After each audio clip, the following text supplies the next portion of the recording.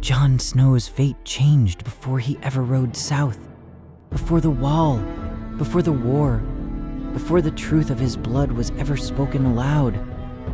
What if beneath the cold shadows of Winterfell, Jon Snow hatched a dragon? Not a rumor, not a legend. A living dragon, bound to the boy everyone called Bastard. Because the moment fire answers Jon Snow, the North is never the same again. He's no longer just Ned Stark's quiet, unwanted son. He becomes a threat, a wonder, and possibly the most dangerous secret in all of Westeros. A dragon in Winterfell, a bastard with fire at his side, and a future that now burns far brighter and far deadlier than anyone ever imagined. This is the story of what if Jon Snow hatched a dragon before leaving Winterfell. Subscribe if you are new on this channel. Also, if you love the Game of Thrones theories and what ifs, please let me know on comment box. Also, if you have any story suggestions, feel free to write below. Now, let's start. The Raven had come at noon, and Jon Snow had been packing ever since. His chamber looked smaller than it ever had. He had lived in this narrow room for as long as he could remember, and only now, with its walls bare of the cloaks that had hung there and the shelf stripped of the books Maester Luwin had lent him over the years, did he see how little space there truly was. A bed, a washstand, a chest at the foot of the bed, open and half-filled, a window with shutters that had never quite sealed against the wind. He had dressed for the cold already. Thick wool beneath leather, boots that had been resoled twice, gloves tucked through his belt. He had the look, he knew, of a man going away. He did not yet have the feel of it. "You're not taking the gray one," Arya said. She was sitting on the floor by the door, her legs folded under her, watching him. She had been watching him for the better part of an hour. Jon had given up pretending he did not notice. If he sent her away, she would find her way back through the narrow servant's stair and come in without knocking. "The gray one is Rob's. It was always Rob's. Rob doesn't need it. Rob has 10 cloaks. He has 3. He has 10. I counted. He's going to be the Lord someday, and lords need 10 cloaks." She reached out and fingered the hem of the black cloak folded across his chest. Black. That was the color now. Black and only black for as long as he lived. "The watch gives its own cloaks," Jon said. He took the black wool from her without sharpness and laid it on top of the chest. "I'll have a new one before the snow falls." "That's just stupid.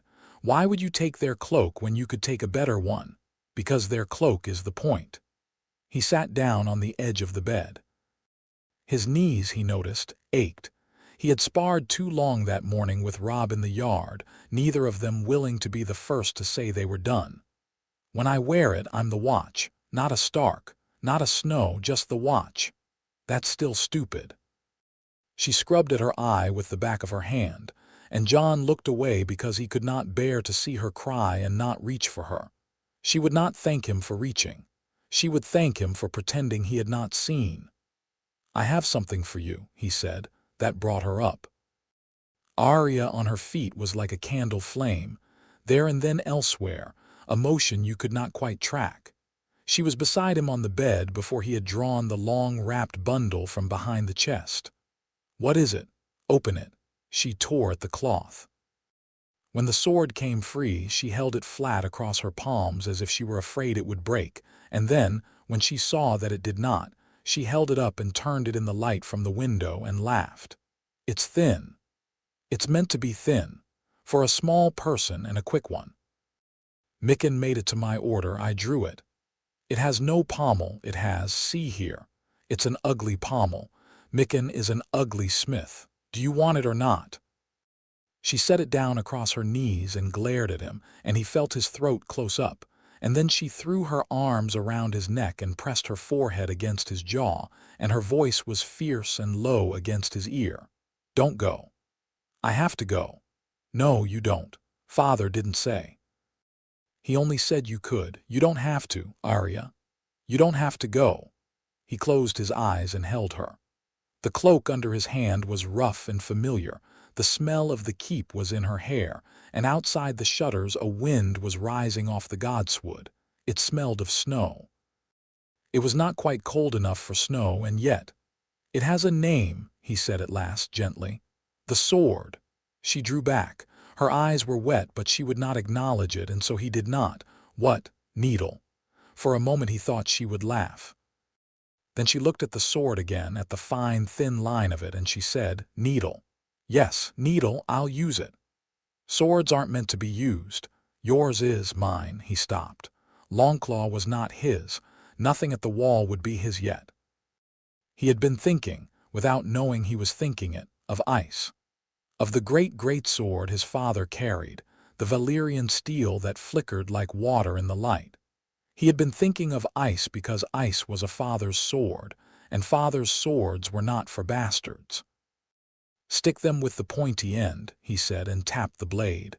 "That's all you need to know, and hide it from Septa Mordane. I will hide it from everyone. Good girl." He rose. She rose with him. He had put off the next task as long as he could, and now he could put it off no longer. "Where are you going?" she asked. "The godswood," he said, which was a lie but a small one. "I'll see you at supper." "Will you?" "Yes." She let him go. He did not look back as he went down the stair. The crypts were not a place one went by accident. One had to decide, and then one had to walk a long way down. Jon had decided an hour earlier. He had stood on the battlements in a thin fall of rain, and he had watched the yard below, and he had watched Theon make an ass of himself at the archery butts, and he had watched Robb laughing with Bran, and he had watched Lady Catelyn walking past Maester Luwin with the slow, deliberate grace of a woman who had been wronged and was not done being wronged, and he had known that there was no one in this keep he could speak to about what was coming tomorrow, and that there was only one person to speak to at all, and she had been dead for 17 years. He took a lamp from the crypt door. The steps were worn in the middle from centuries of the living going down to visit the dead. He kept one hand on the wall and counted to himself the way Maester Luwin had taught him to count, and he let the dark close in. The crypt smelled of old stone and old water. The lamp threw its small circle of gold across the face of each king of winter as he passed, and the kings watched him with the blank patience of stone. Some of them had been men he knew in stories: Brandon, Rickon, Theon the hungry wolf. Others he could not name. After a time the kings gave way to lords, and the lords to Starks who had fought against Aegon or with him, and at last he came to the lower vault where the air was colder and the statues newer and the stone beneath his boots a little less smooth. His Aunt Lyanna stood with her hand on a sword. The sword was carved in relief against her stone gown. He had never understood why the stonemason had given her a sword. She had been a noblewoman, a daughter of Winterfell, the bride-to-be of a king. She had not been a warrior. She had not been a soldier. He asked Maester Luwin once, and the Maester had only looked at him kindly and said that his lord father had given instructions. He set the lamp on the low stone ledge across from the statue. He sat on the cold floor with his back against an empty tomb. He drew his knees up and looked at her. "I'm going to the wall," he said. She did not answer. She never did. That was the thing about speaking to the dead. It was a conversation with yourself with the illusion of company. "I don't know why I'm telling you. You never met me."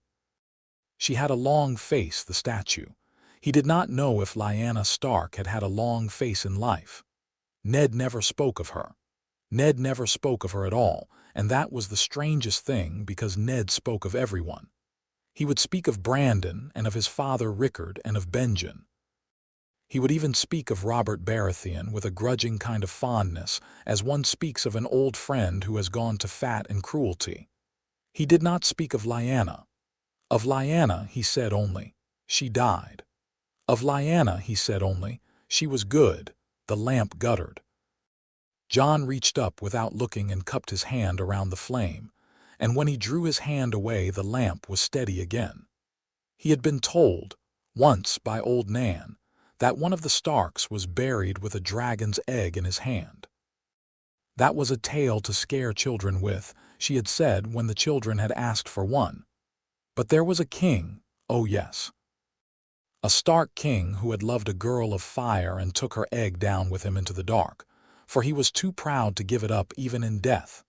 And so the egg lay on his chest forever, and in the deep of the night, if you put your ear to his tomb, you could hear it breathing. He had been 7. He had wept for a week. He had been certain that one day someone would make him go into the crypts at night and the dragon would eat him. Now he was 17, and he was going to the wall in the morning, and he was sitting in the crypts by choice. And the tale of the egg came back to him with a sudden sharp clarity, as all the stories of his childhood had come back to him in the last week. As if his mind were trying to make an inventory of what he would leave behind, he stood up. He took the lamp in his hand. He walked past Lyanna, past an empty place that would one day be Ned's, and down 3 steps into a narrower vault where the oldest of the Winterfell dead lay in stone boxes cut straight from the bones of the keep. The lamp made shadows jump. "Foolish," he said aloud, to hear his own voice. Foolish. The vault was narrow. He had to turn sideways to move between some of the tombs. There were 8 of them here. He had counted them as a boy. They had no names he could read. The carvings had been worn away by water, or by time, or by the hands of children who had done what he was doing now, which was to run their fingers along the stone and try to feel what the marks had been. He came to the last tomb. It was the least ornamented. It had no statue lying on it, as the newer lords had statues. It had only a long shape on the lid that might have been an arm or the suggestion of an arm holding something round on the chest. He held the lamp close. Soot on the stone. The roundness was unmistakable. He laughed, very quietly. Ridiculous. He set his hand on the stone. It was cold, of course it was cold. The crypts were cold. Everything down here was cold. His breath made mist in the lamp's circle. He set the lamp on the lid of the neighboring tomb and put both hands on the stone. He pushed. The lid did not move. It was a lid. It was not meant to move. He stood for a long time with his palms flat on the stone. He was leaving tomorrow. He was leaving tomorrow and he would not be back. Not for years. Not perhaps ever. He was 17 years old and he had spent every one of those years in this castle. A son who was not a son. A brother who was not a brother. A Stark in all but name and not in name. And he would go north in the morning and he would take the black. And he would never father a child. And he would never have a house. And he would have nothing but the cloak and the cold and the wall, and all of that was fine. All of that was his choice. But if the story that had scared him at 7 was true, and if there was something under his hand that had been down here in the dark since before the dragons came, he would know it before he left. He would know. He pushed. The stone moved. It moved a hand's breadth, no more, and it moved with a sound like a long breath being let out. He froze. He listened. No footsteps came. He was alone in the crypts and the keep above him slept. He put his shoulder into it. The lid slid the width of his hand, and then the width of 2 hands, and when he had it open by a foot he could see down inside. There was a shape in there. He saw it by the lamp's pale light, a wrapping of cloth, long gone dark with dust, and beneath the cloth the unmistakable curve of something smooth. He reached in. The cloth crumbled in his fingers. Under the cloth his hand found stone, or something he took for stone, smooth and cool and a little heavier than it ought to be for its size. He lifted it out. He set it on the lid of the nearest tomb under the lamp. It was an egg. He had known it would be an egg. He had told himself, all the way down the narrow vault, that it would not be an egg, because he was not a fool and he was not a child and this was not a story. And as soon as he set it in the light and saw the scales of it, black as old blood. with a faint web of silver running through them like veins of ore. He understood that every sensible thought he had had for the last 10 minutes had been a lie he had told himself to cover his hope. It was heavy. It was the size of a melon, and it weighed what a melon of stone would weigh, and it did not look like stone at all. The scales overlapped. In the lamp's light, the silver caught and flickered, and when he turned it in his hands, the light seemed to run along the veins as if they were burning. He sat down on the tomb's lid with the egg on his lap. "Father," he said. He meant Ned, and he also did not mean Ned. Ned had hidden this here. Ned, who had gone to King's Landing after the war with his sister's body and had brought her home to bury her in Winterfell. Ned, who never spoke of Lyanna. Ned, who had placed his own hands on his son's shoulders a week ago and had told him, with a face like a closed door, that Jon would have to go to the wall, and that when Ned was done in King's Landing he would come north and they would speak, truly speak, for the first time about Jon's mother. Ned had put this here. Ned had put this here, or had known it was here. Jon held the egg. He did not understand. He sat for a long while trying to understand, and he could not. But he knew with a clarity that had nothing to do with understanding that he was going to take it with him when he left. He closed the tomb as best he could, and he wrapped the egg in his cloak. He climbed the long stair. He hid the egg in his chamber under the bed. He knelt for a moment with his cheek against the floorboards, his hand on the heavy curve of it, and felt how warm it had already grown in his hands. It should have been cold. The crypts were cold.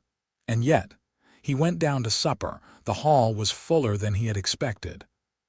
His father had kept a small table since the king had ridden south, and the small table tonight was only Stark's and Theon Greyjoy and Maester Luwin.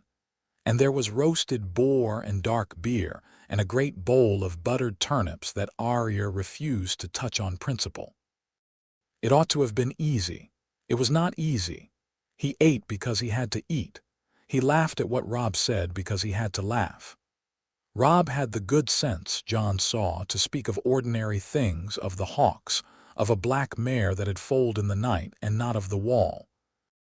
Only Bran, who had been asking him for a week, leaned across the table and asked again whether there were giants, and Jon answered as he had answered 5 times before, that he did not know, and that he would look, and that if he saw one he would send a sketch.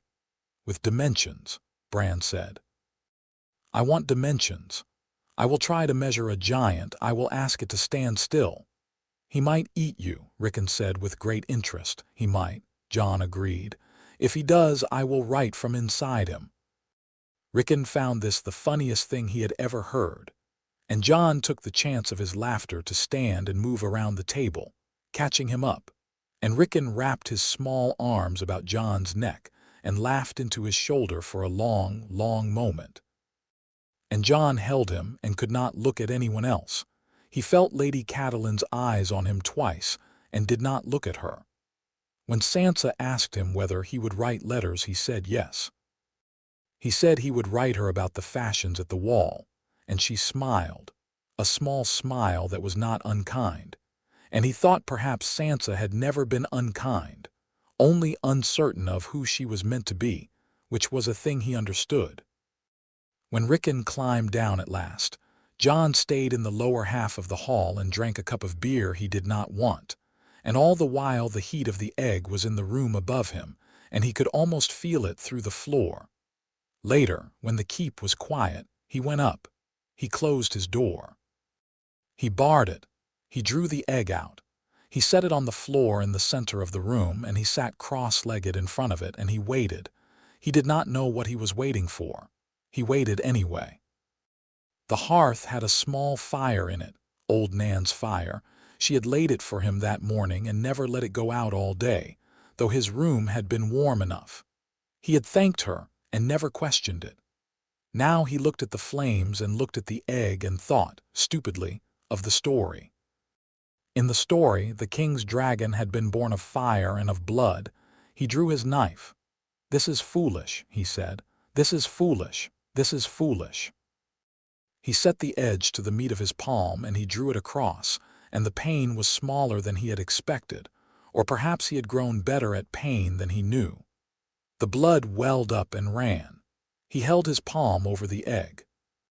The first drop fell and ran down the curve of the scales and was gone as if the egg had drunk it. The second drop fell. The third, he watched. He waited. Nothing, he exhaled, and he felt foolish and he felt oddly relieved. He would wrap his hand. He would carry the egg to the wall as a keepsake. He would tell no one. That was fine. That was good. He had been a fool for a moment and it had cost him a little blood and no one would ever know. He reached to pick up the egg. The egg was hot, not warm. Hot. As hot as a kettle off the fire. He drew his hand back with a hiss, and he stared at it, and he saw the silver veins in the scales were glowing. "Gods," he said. Old Nan's fire roared. The hearth belched a gout of flame that was the color of the veins in the egg, white at the heart and edged with blue. The fire hit the stone of the chimney and came back into the room, and Jon threw himself flat on the floor with his arm over his face, and the air was hot, hot, hot. And he heard a sound he had never heard, a long tearing crack like ice breaking on a lake. And when he looked up, the egg was splitting. A line ran down the length of it. A second line. A third. The scales parted and something dark pushed out between them, something slick and dark and the size of a cat, and it mewled. It was a small sound and thin and wet, and it went straight into Jon Snow's chest and lodged there and did not come out. The scales fell away in pieces. The thing inside coughed, a small hot cough, and a thread of fire no bigger than a candle flame came from its mouth and died. It lay on the floorboards among the fragments of its egg. It was black. Its wings were folded against its sides, leathery and damp and thin enough that Jon could see the shape of the bones.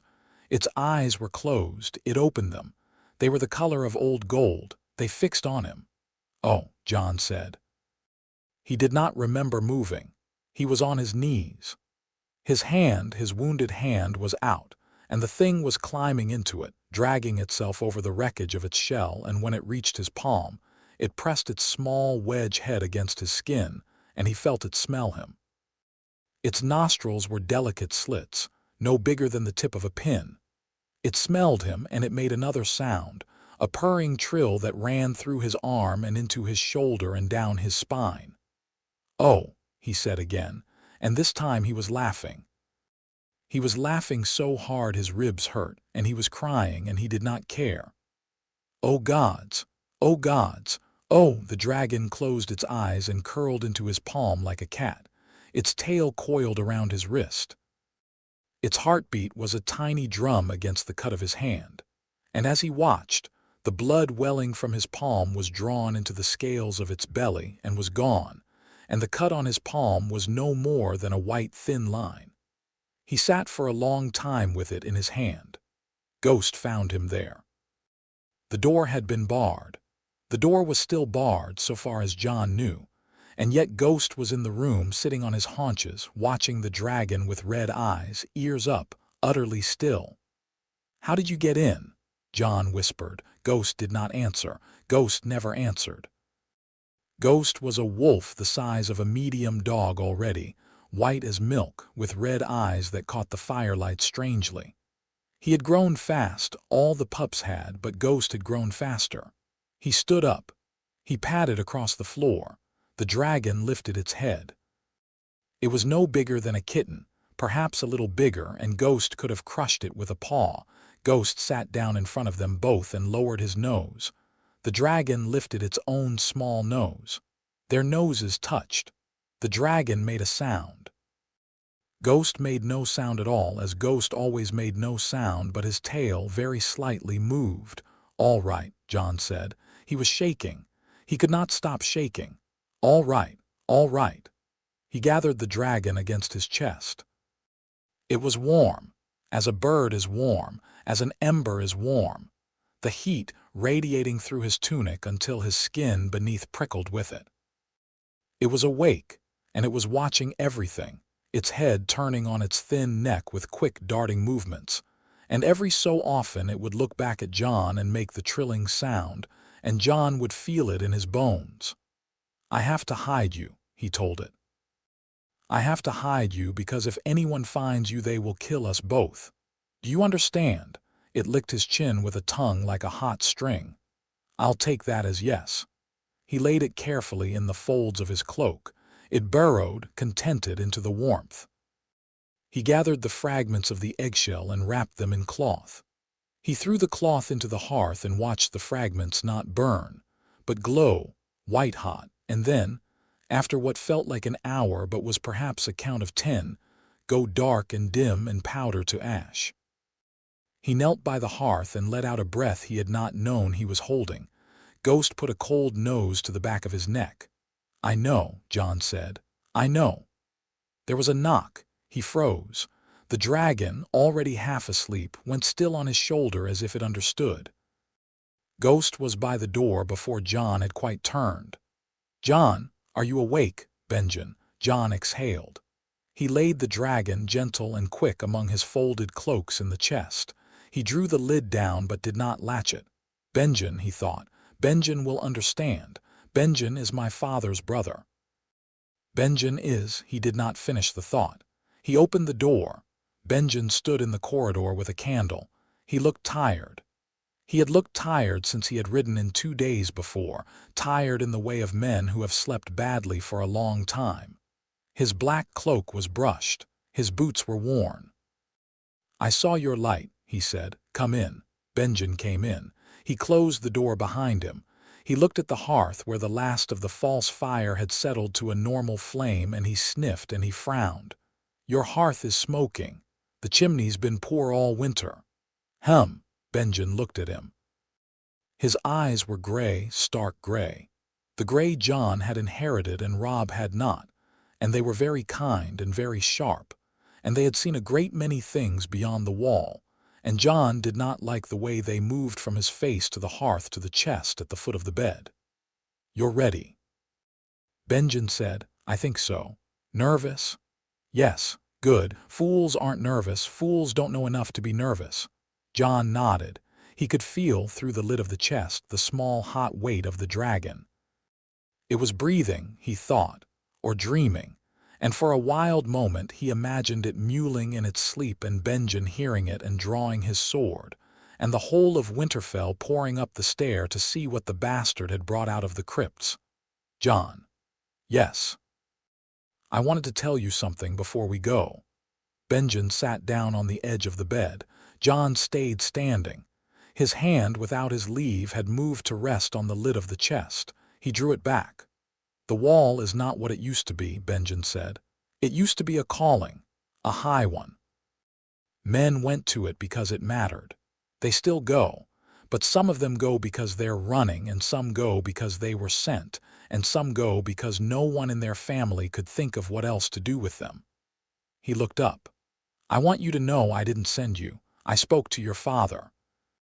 I spoke to you. I offered the wall. I did not ask it of you. Do you remember?" "Yes." "Good, because I want to tell you now that you can still say no." Jon stared at him.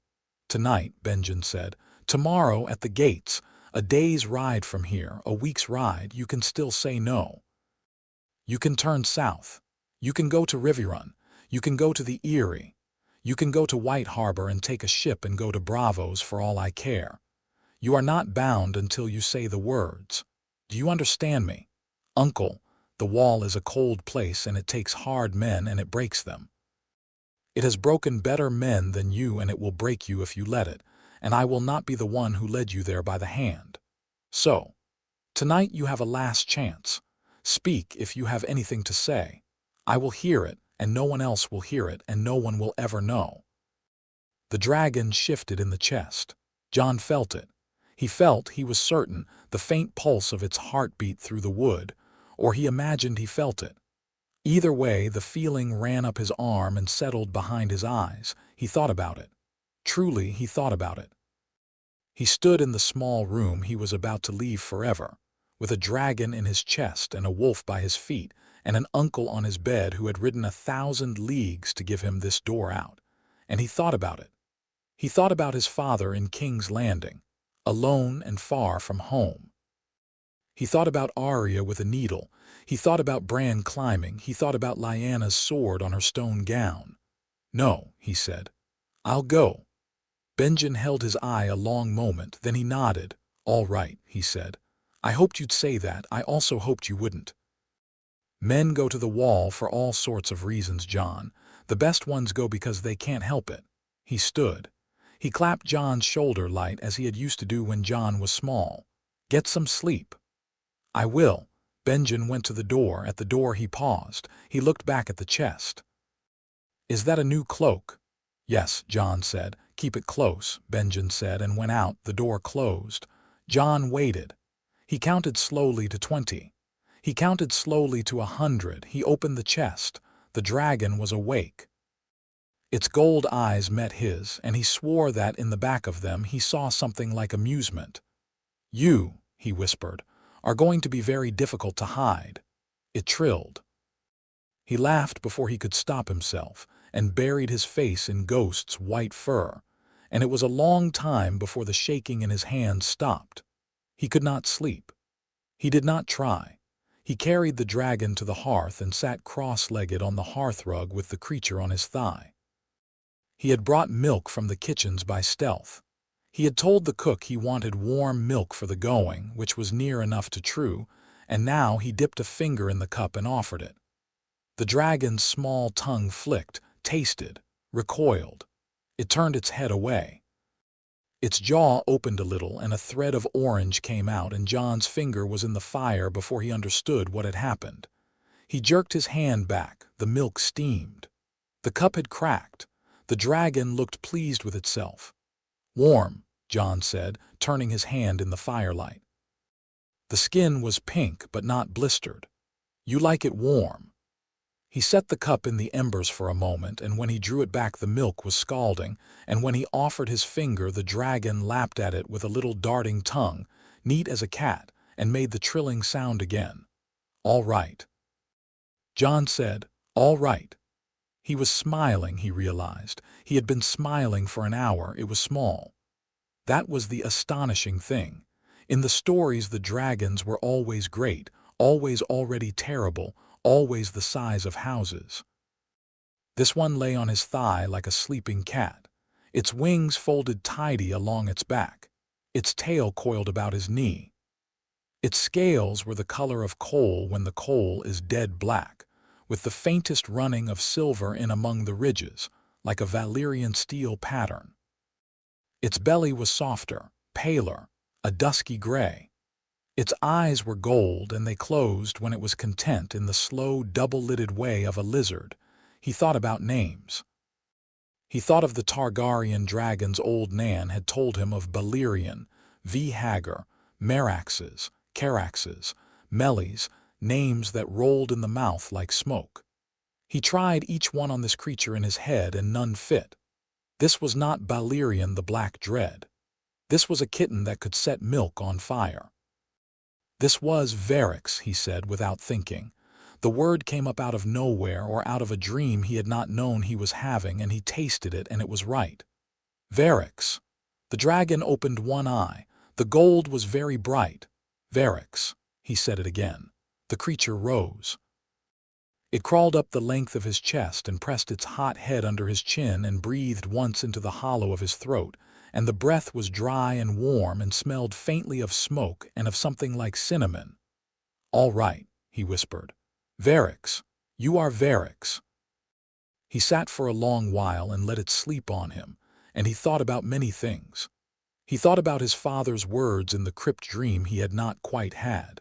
He thought about Lyanna with her hand on a sword. He thought about Ned saying, "The next time you are in Winterfell, you will come out of the crypts, not into them." And he understood then, as he had not understood before, that his father had known. His father had known what lay in that last narrow vault, and had not moved it, and had let Jon find it on the last night he would ever sleep in this keep. His father had set this path for him as surely as if he had handed him the egg. He did not know whether to be grateful or afraid. He settled for grateful. It was less tiring. At some hour of the morning, he did not know the hour, the bell had gone once and he had missed it. He rose and packed his saddlebags. He put wool at the bottom of the widest one. He put wool at the top.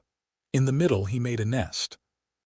He laid Varix in it still asleep, and the creature curled at once and did not wake. He put his spare shirts over the bag opening so that if it were opened by a stranger, a stable hand, a guard, it would look only like a disorder of cloth. He pricked 2 small holes in the side of the bag for air. He tried to think of everything, and he knew he had not, and he knew he would learn. Ghost watched from the rug. Ghost had not slept either. Ghost did not much sleep in general, as best Jon could tell. Ghost sat and watched, and his red eyes caught the firelight and threw it back, and he had the look, tonight, of a wolf who knew a thing. "You won't tell," Jon said. Ghost did not. Dawn came too soon, as dawns do when a man has not slept. The yard of Winterfell was full of men and horses and breath that steamed in the cold. Robb was already mounted. Theon was already mounted and already drunk.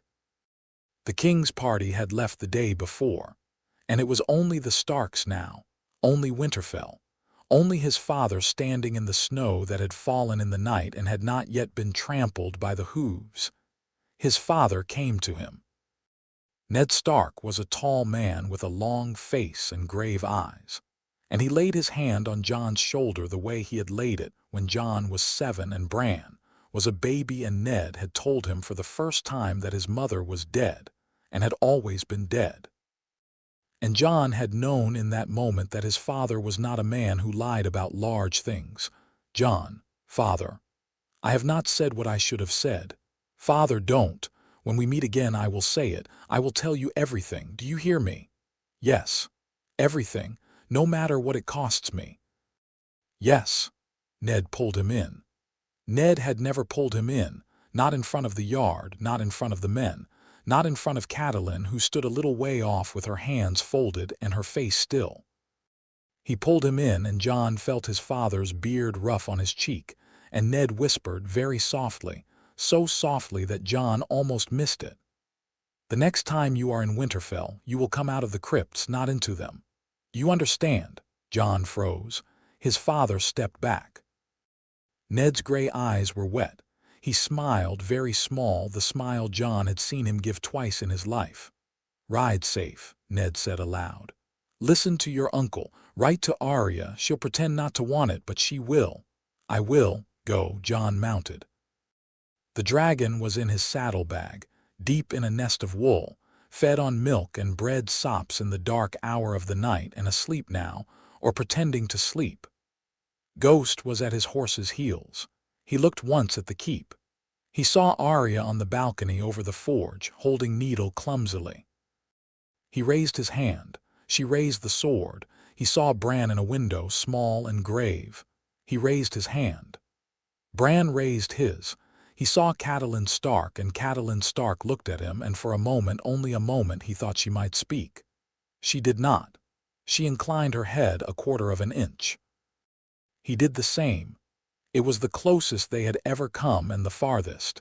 He saw his father one more time. Ned was looking at the ground. He kicked his horse. Benjen fell in beside him. Behind them, the yard broke apart. Men to their duties, the Stark boys to theirs, and the great gates of Winterfell swung open onto the Kingsroad and the long north beyond. The dragon stirred, warm in the dark of the bag, and pressed its head against Jon's hip. "Easy," he said under his breath. "Easy. We're going." They rode. Chapter 1 and Chapter 2. The Kingsroad was empty for the first 3 hours. Jon had expected company. He had expected the great ragged train of the king's party to be still visible on some southern horizon, a smudge of banners and dust and slow wagons. They had left the day before, and he had thought himself a day's quick ride behind them. He had been wrong. The king's train moved like a man with gout, and by the look of the road, hoofprints, wheel ruts, the pitted remains of a dozen hasty fires, it had moved exactly that far and no further. They caught the trail at mid-morning. Benjen, who rode a tall bay with a scar over its shoulder, reined in at the top of a rise and lifted his chin. "There," he said, "down by the stream." Jon looked where he was looking. A mile off, across a country of brown grass and stunted pines, a line of pavilion canvas caught the sun. Banners hung slack in the cold, still air. He counted 4 wagons at a glance, then a 5th. The king's host, bogged already.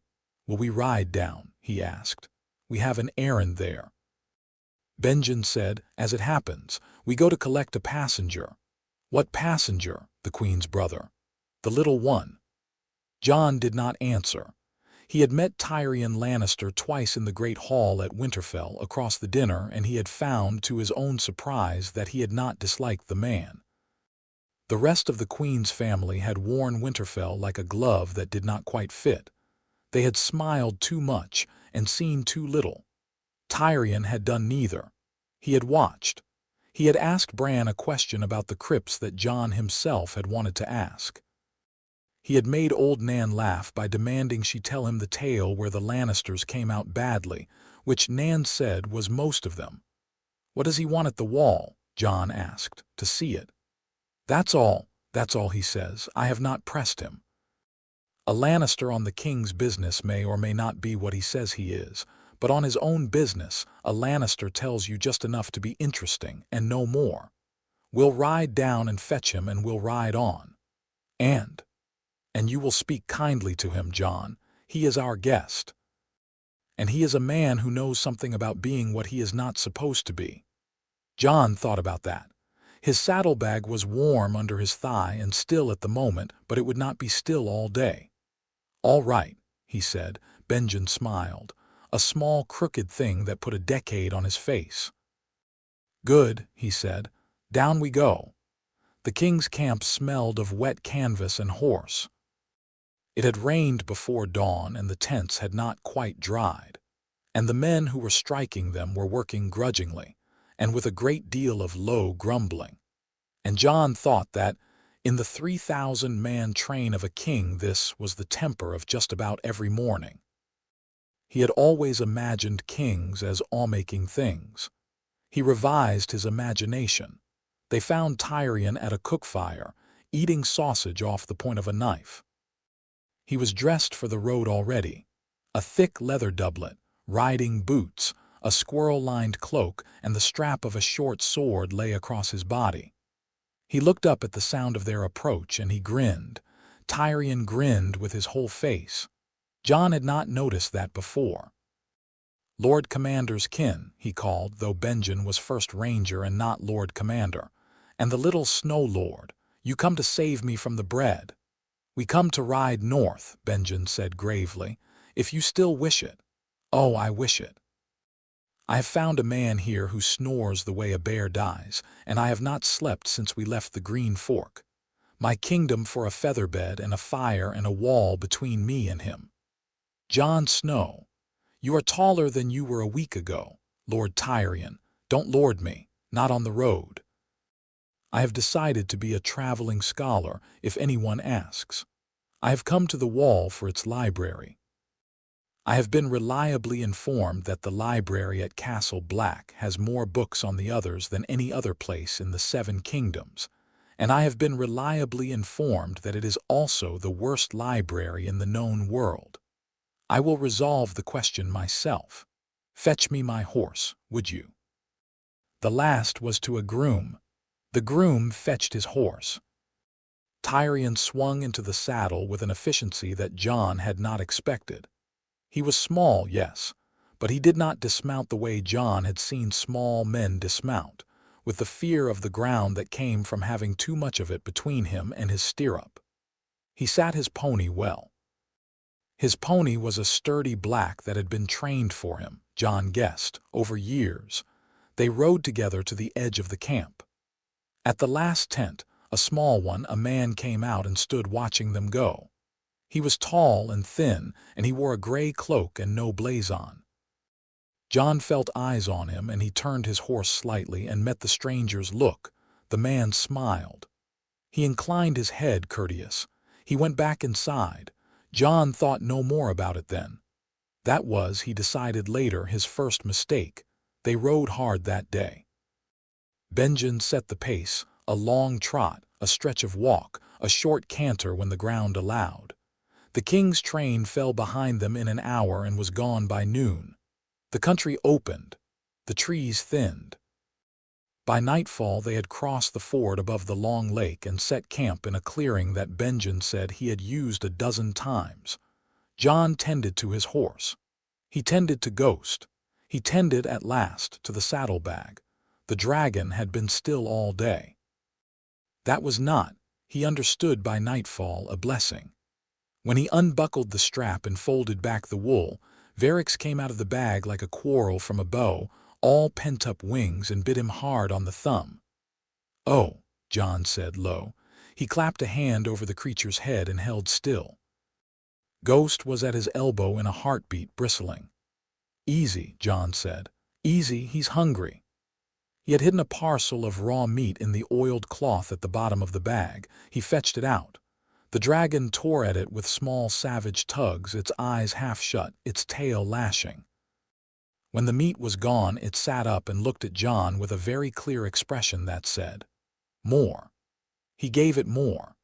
He had stolen 2 pieces of venison from the pantry, both wrapped in oil to hide the smell from Ghost, and both disappeared down the dragon's throat in under a minute. "I'm going to have to feed you twice a day," Jon said. 3 times. Gods, where am I going to get meat? Varix burped a little puff of white smoke and looked pleased. Benjen had gone to the fire. Targaryen had also gone to the fire, and was telling an enormous story about a brothel in Lannisport, in a voice meant to be heard. Jon kept to his own small fire, tucked on the far side of his horse, with Ghost between him and the others. He fed the dragon, and when it was full he set it on his chest under his cloak, and it purred into his collarbone, and it was warm. Targaryen came around the horse.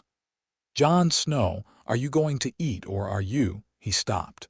Jon did not move. Under his cloak the dragon stilled. Tyrion's eyes were on Ghost, which was a blessing. Ghost had risen, not growling, but with that particular alertness wolves had that made men's hands go to their swords. "That," Targaryen said, eyeing Ghost, "is the biggest dire wolf pup I have ever seen." "He's growing," Jon said. "He's growing faster than any pup I have ever met, Snow. He was the size of my hand a month ago. He is now the size of a fat retriever. What are you feeding him? Rabbits? He must be eating them whole." "He is." Targaryen squinted at Ghost. Ghost squinted back. "You know," Targaryen said, "I read once that the dire wolf pups the first men kept grew at twice the rate of ordinary wolves, because they were bred for a cold country and had to be nearly their full size before their first winter, or they'd die. I always thought it was a piece of Meister fancy. I see I was wrong. Come to the fire. You're no good sulking." "I wasn't sulking. Come to the fire." Jon rose carefully and belted his cloak at the throat so the dragon was held close against his chest. He followed Targaryen to the fire. He sat on the leeward side so that the smoke of the greenwood drifted toward him and masked the cinnamon smell that he had not yet learned a dragon had. Benjen looked up at him and nodded, and went back to carving a stick into a point. His silence was kind. Tyrion's talk was not silent at all. Tyrion's talk filled the clearing like weather, but it required no answer from Jon, and Jon did not answer. He sat. He ate cold venison and hard bread. He listened to Tyrion tell the story of a time his father had tried to send him to Essos as a spy, and he had gone to Dorne instead, because Dorne had better wine. He laughed in the right places. He did not look at his cloak. He did not look at his saddlebag. When the fire had burned down to embers, Tyrion got up to piss and Benjen moved closer. "Jon." "Yes, something. Uncle, the man at the edge of camp this morning, you saw him." "Yes. I saw him too." They were silent for a long moment. "I don't know him," Benjen said, "nor I. He watched us all the way out of the camp, watched you especially. I noticed." "Jon, listen." The road is not safe for a boy traveling with only a wolf and an old ranger. I have had the feeling since we left Winterfell that there is a second shadow on our track. It may be nothing. The king's train has 100 ragged men in it, men not paid well enough to stay and not paid well enough to leave, and some of them walk out at night to see what they can take. But this man was not one of those. He was clean. He had clean boots. A man with clean boots on a wet morning has not walked anywhere he did not mean to walk. Jon's hand on the hilt of his dagger had gone very still. What do we do? Watch, sleep light. Tomorrow night we'll have shelter. There's a crossroads in about a day's ride north. I prefer we slept with a wall between us and the trees. Now go to bed. Yes, uncle, and Jon. Yes, Benjen's gray eyes firelit met his. Tell me if anything else should happen. Jon's heart did one tight slow beat. I will, he said. Benjen nodded. He did not ask what he was asking about. Jon went to bed. He slept with Ghost on one side of him and the saddlebag, now empty of dragon, on the other. The dragon slept curled under his chin in the hood of his cloak, where it made a warm small rising and falling against his jaw. He did not sleep well. He woke twice, thinking he had heard hooves, and each time there were none. The third time he woke and did not think he had heard anything, only felt. And when he felt out with his mind the way he had sometimes tried to feel out with Ghost, he felt the dragon instead, awake, alert, staring into the dark. He lay for a long time with his hand on the hot little head, and in the end the dragon closed its eyes and he closed his. The crossroads inn was full. It was full because a party of merchants from the south had made it to the same crossroads, and a handful of king's men had peeled off the main column to drink on their lord's coin, and 2 families of pilgrims were there with carts. The yard was a trampled mud of horses and dogs. The common room, when they entered, smelled of sour beer and old smoke and the particular sweet burning of cheap tallow. They took a room at the top of the stair, the only room left, and they had it because Benjen was black-cloaked and the innkeeper owed the watch a favor. It had 2 beds. Targaryen got one of them because he was Targaryen. Jon and Benjen would share the other, with Ghost across the door. The common room, when they came back down for supper, was loud. Jon kept his back to a wall. That had been Benjen's counsel, and it was sense. From the wall he could see everyone. From anywhere else someone could come at him blind. He ate pottage out of a wooden bowl. He drank watered beer. He watched the room. He saw the man in the second quarter of the hour. The man had a gray cloak. The man had clean boots. The man was not at the fire and not at the bar, and not at any of the 3 long tables. The man was at a small table in an alcove, eating nothing, drinking a cup of something without drinking it, facing the door. He looked up when a new traveler came through the door and looked down again. He did not look at Jon at all, which was the strangest thing because every other stranger in the room had looked at Jon. Jon was black-cloaked. Jon had a direwolf at his feet. Jon was a curiosity. You did not sit 20 feet from him and not look. Benjen. Yes, 2 o'clock. Alcove. Benjen did not turn his head. His eyes moved a flick. He looked down at his pottage. I see him, he said to his bowl. What do? We eat our supper. We go upstairs. We bar the door, and tomorrow he leaves before us or behind us. I would like to know which. Targaryen across the table was also eating pottage.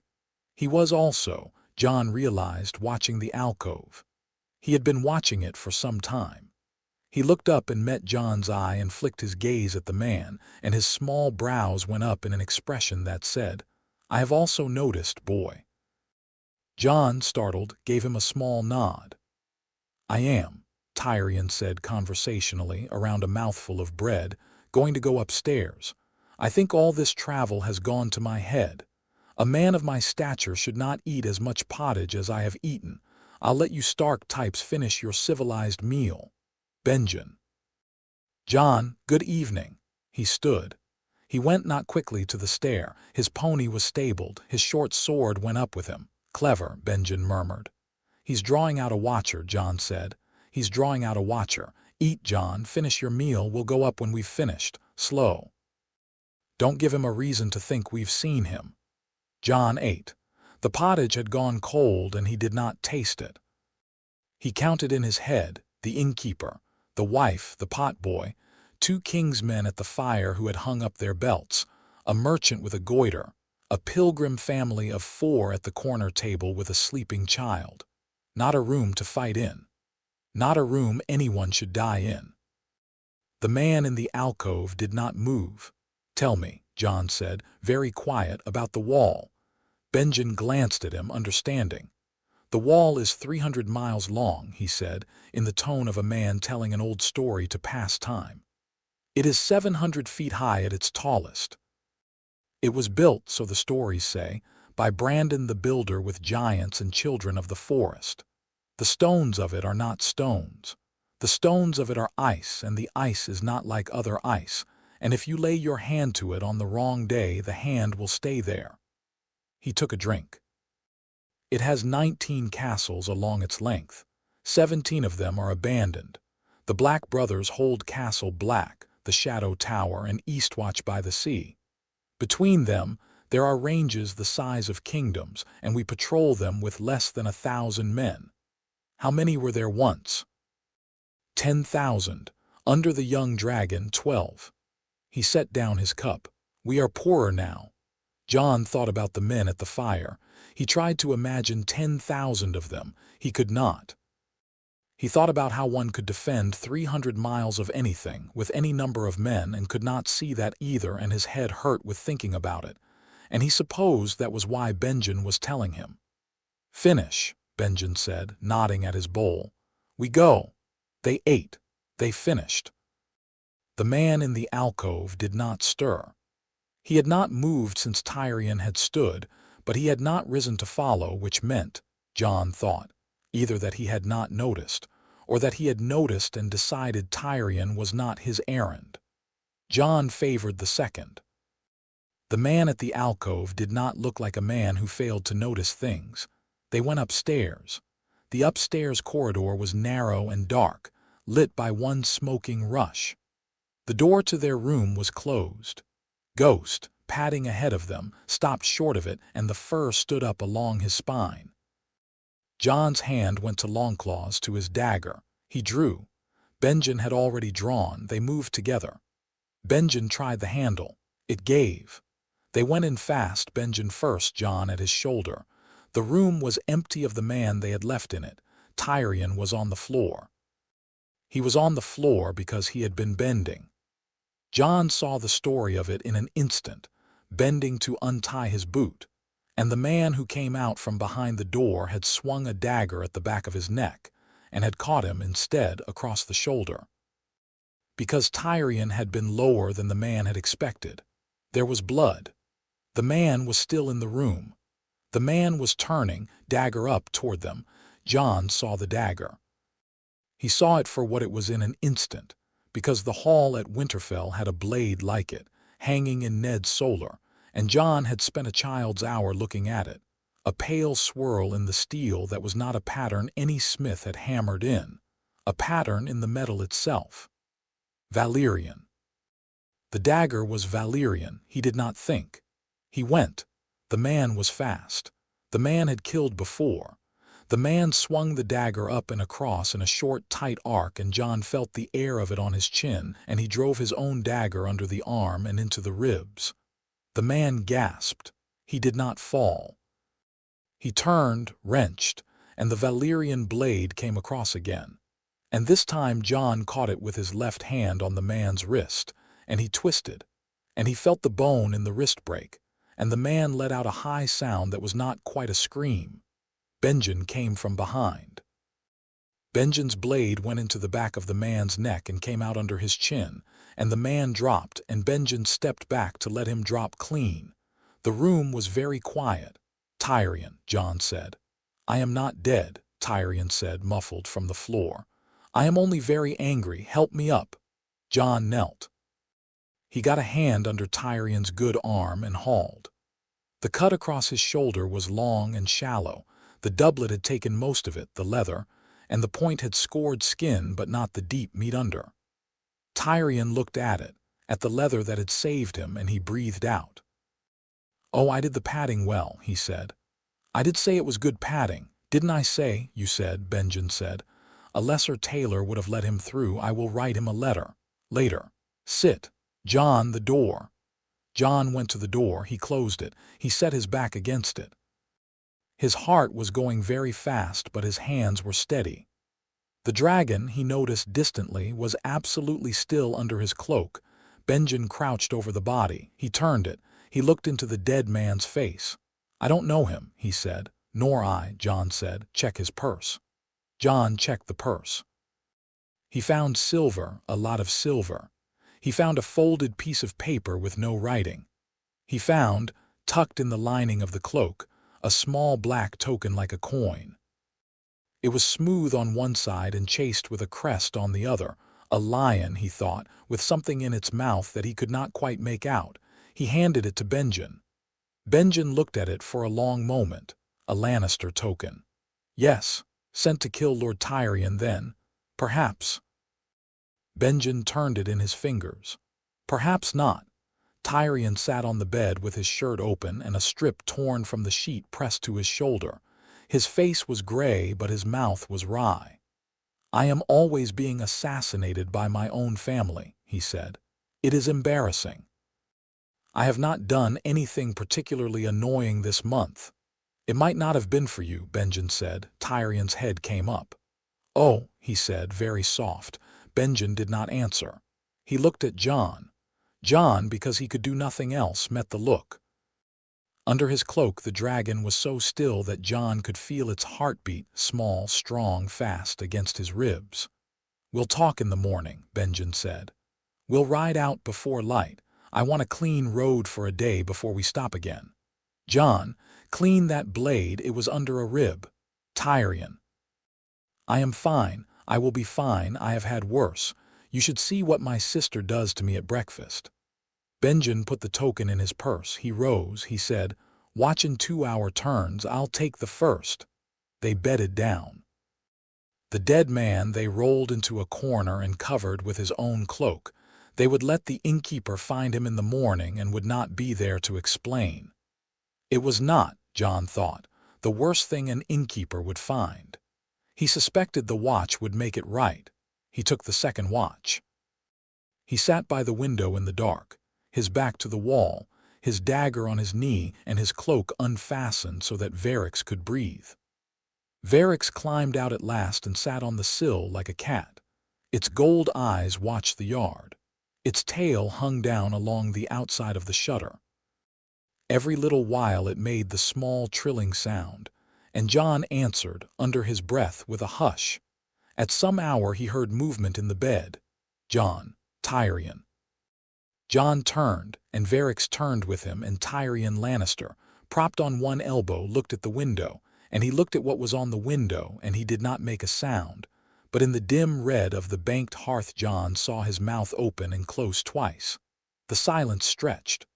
"Oh, Snow." Tyrion said at last. "Oh, my unfortunate, my interesting, my very interesting Snow." Jon did not speak. "Can it be caught?" Tyrion whispered. "If I were to shout and the innkeeper came with a torch and Benjen woke, it cannot be caught."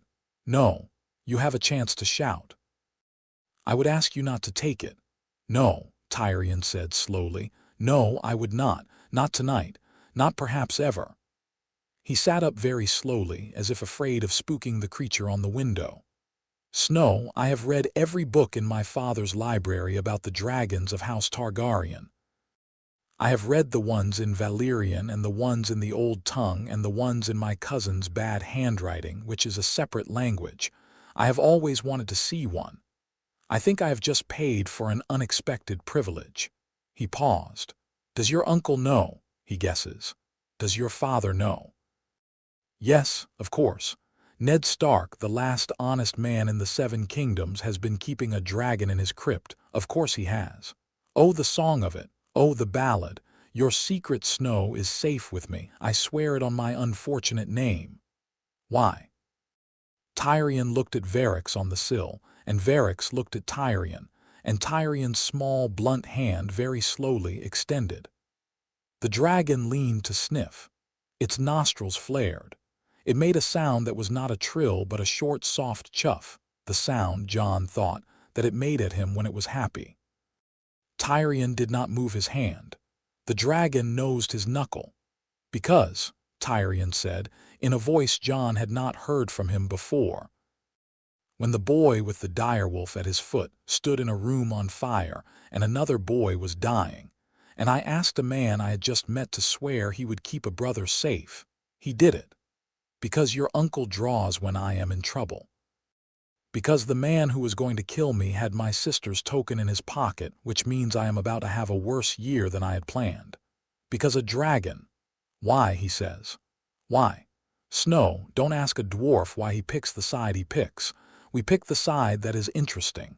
Yours is interesting. Jon sat for a long moment. You are, he said at last, not what I expected. No one is what you expected, Snow, not even you. Varys leaned into Tyrion's hand and closed its eyes. They rode out before dawn. The innkeeper was asleep. They left silver on the table. They left the body in the corner. They got in the saddle and they went north, and Jon felt in his bones that whoever had sent that man, Cersei, Littlefinger, someone whose name he did not yet know, would send another. The dragon in the bag was no longer small. Jon had felt the weight of it when he had packed in the dark. A week ago it had been the size of a kitten. 2 days ago it had been the size of a small cat. This morning it was the size of a large one, and he thought, that the wool in the bag would not hide it for more than 3 more days. Benjen, he said, when they were clear of the crossroads and riding in a gray wet dawn beside the river. Yes. When we get to the wall, I am going to need your help. Benjen rode in silence for 100 paces. Then he said, I know. You guessed. I guessed at Winterfell. I was sure this morning.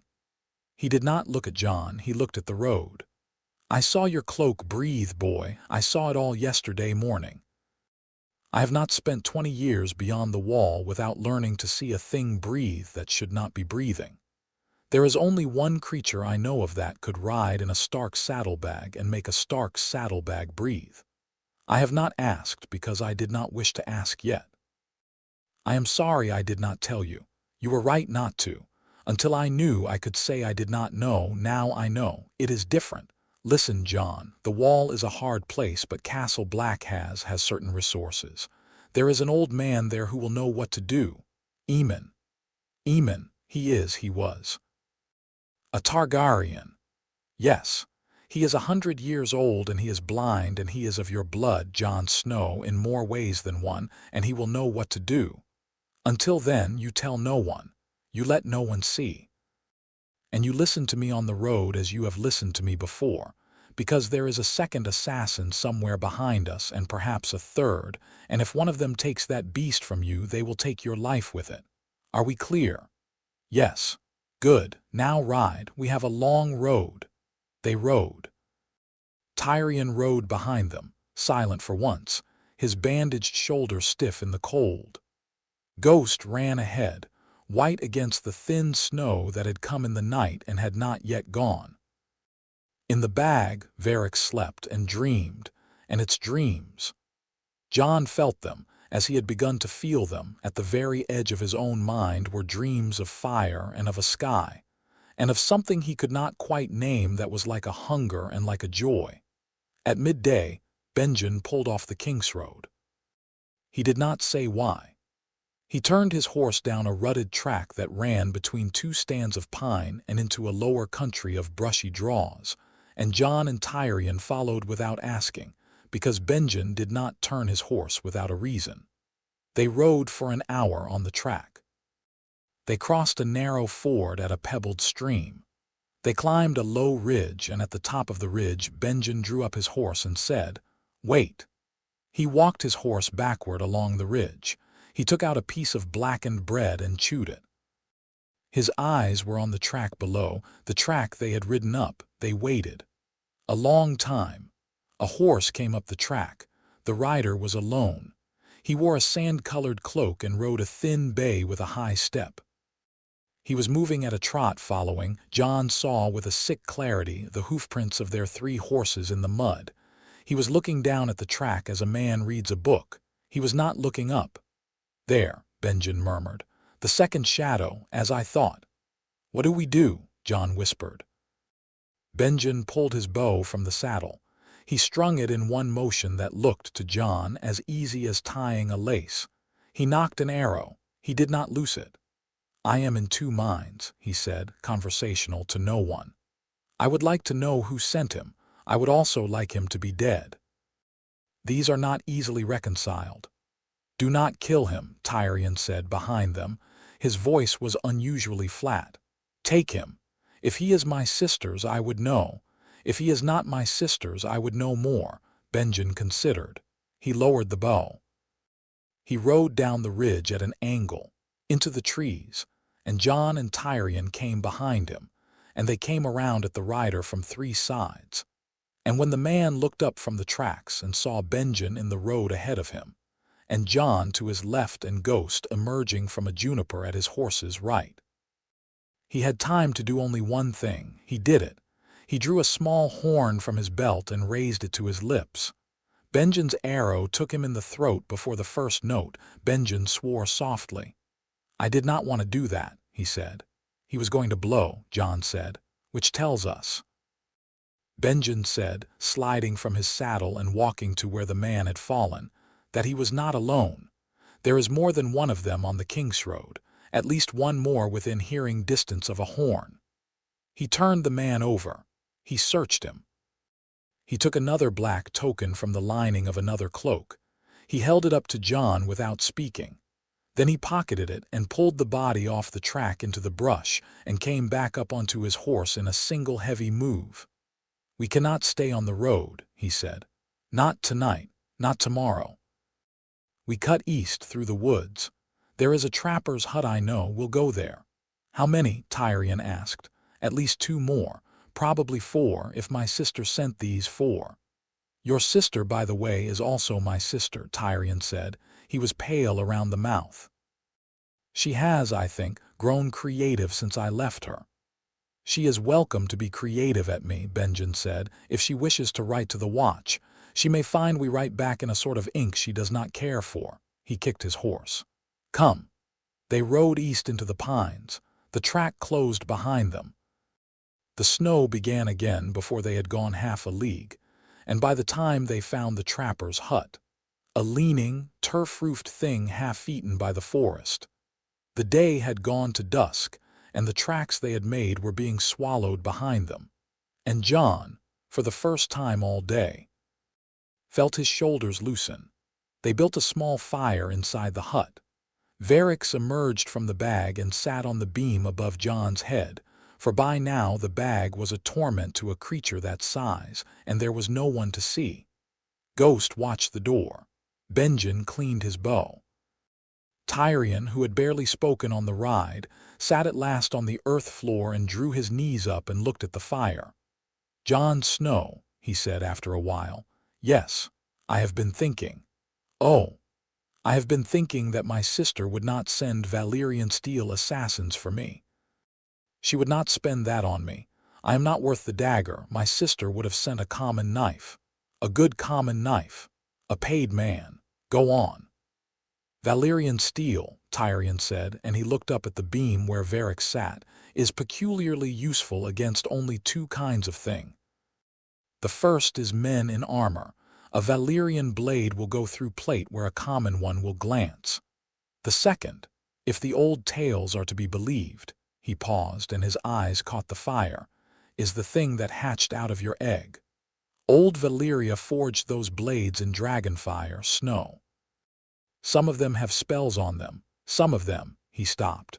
"Well, you will forgive me for noticing." Jon stared at him. "You think he was sent for Varix?"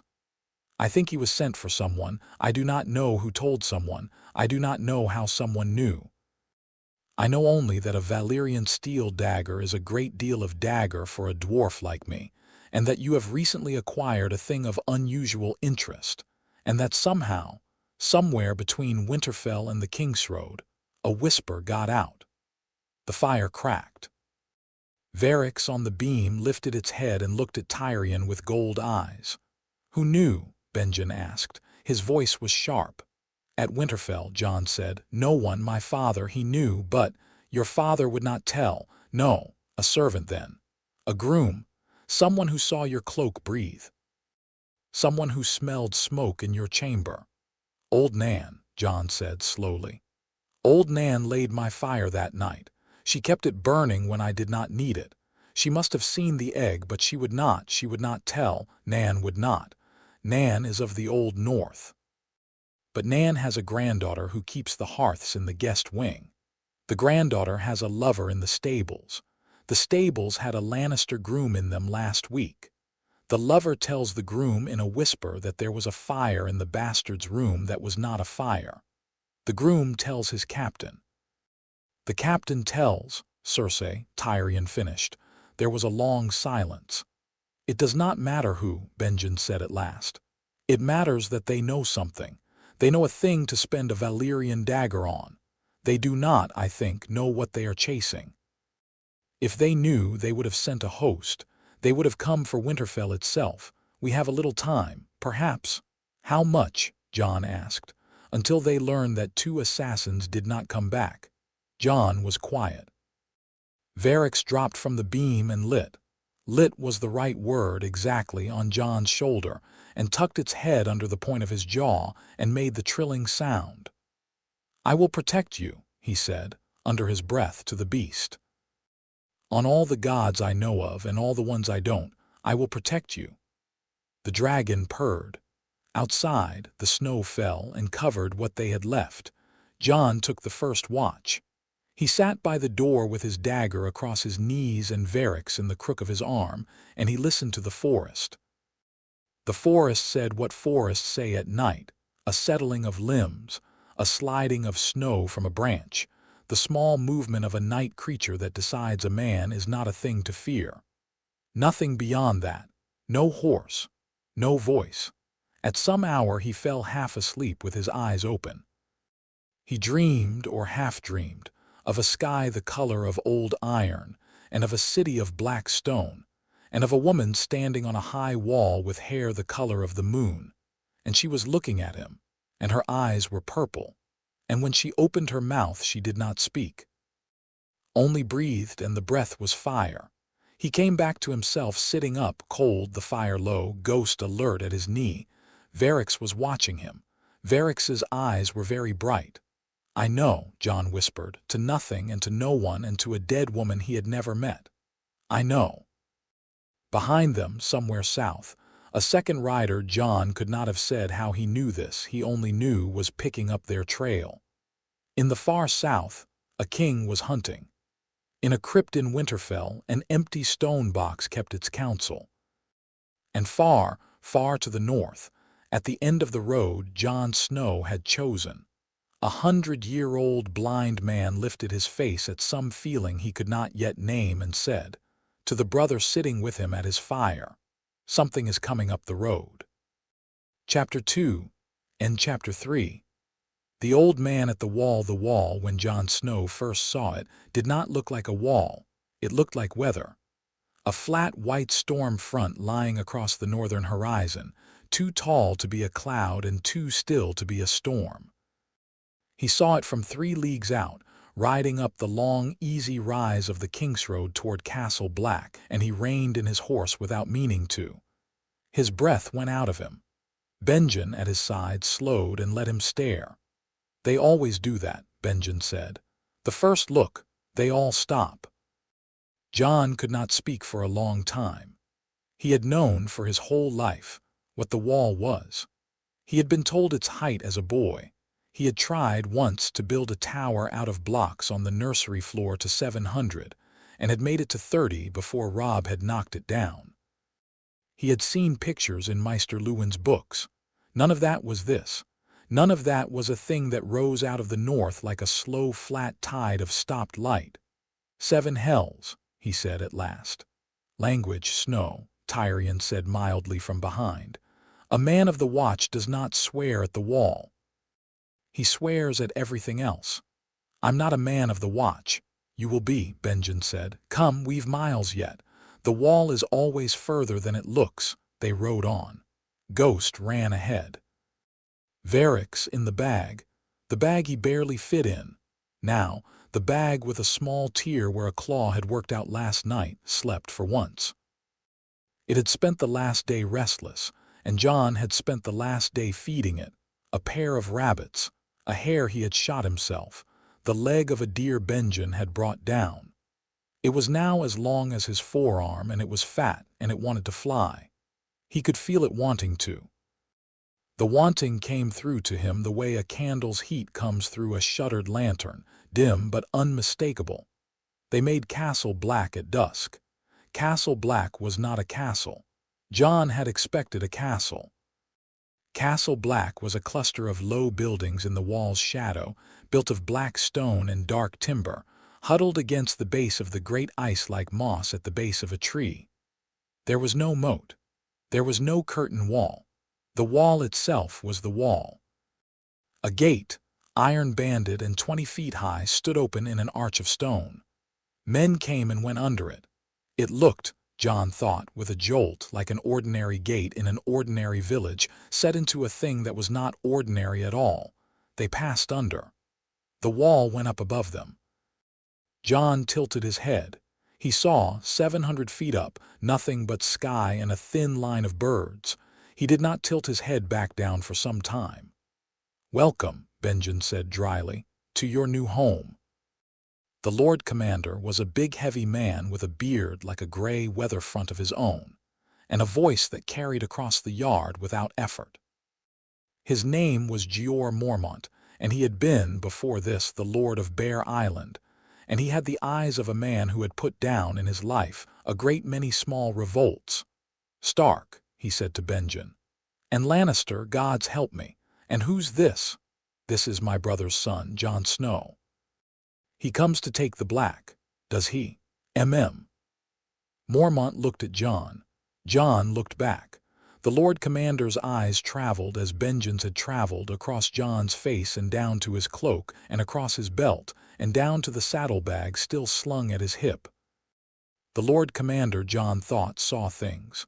Jon held still and kept his expression level and tried, very hard, not to think about the heat of the bag against his leg. "Skinny," Mormont said. "How old?" 17, my lord." 17. I had a master-at-arms at 17 who was older than I was.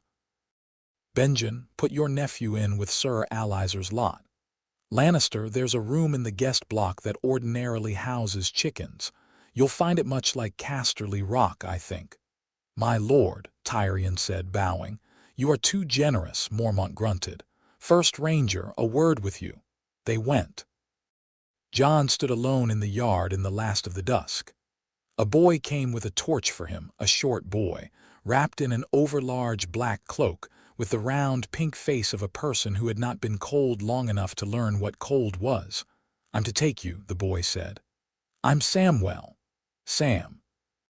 I came a month ago. I'm new too. Sir Alizer says we eat last, but there's something left." "Jon Snow." "I know." Sam's eyes went to Ghost, who was sitting at Jon's heel, and then slid uncertainly to the saddlebag. He did not stare. That, Jon noted, was a skill.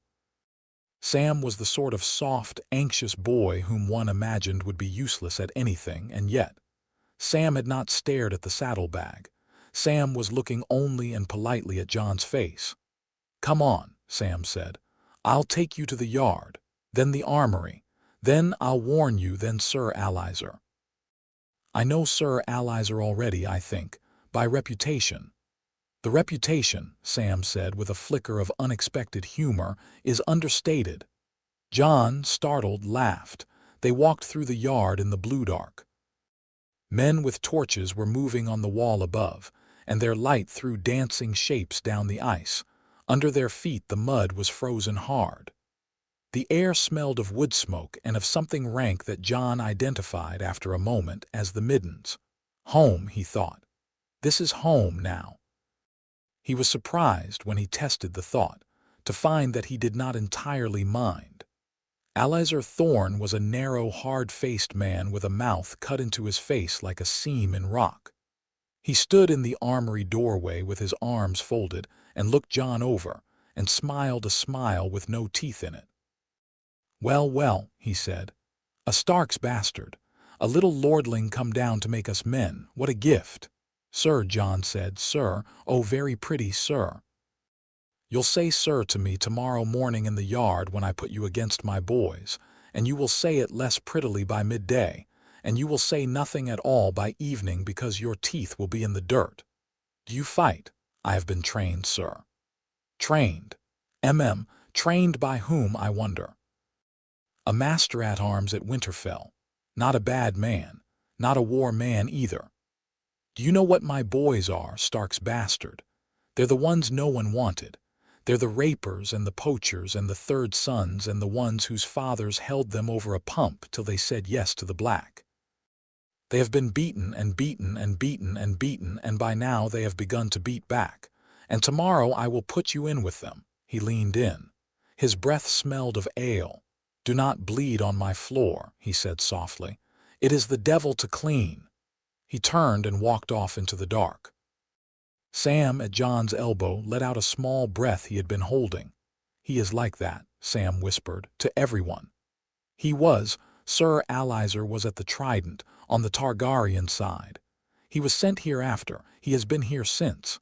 He has a certain view on bastards and other things. "What about you?" Jon asked.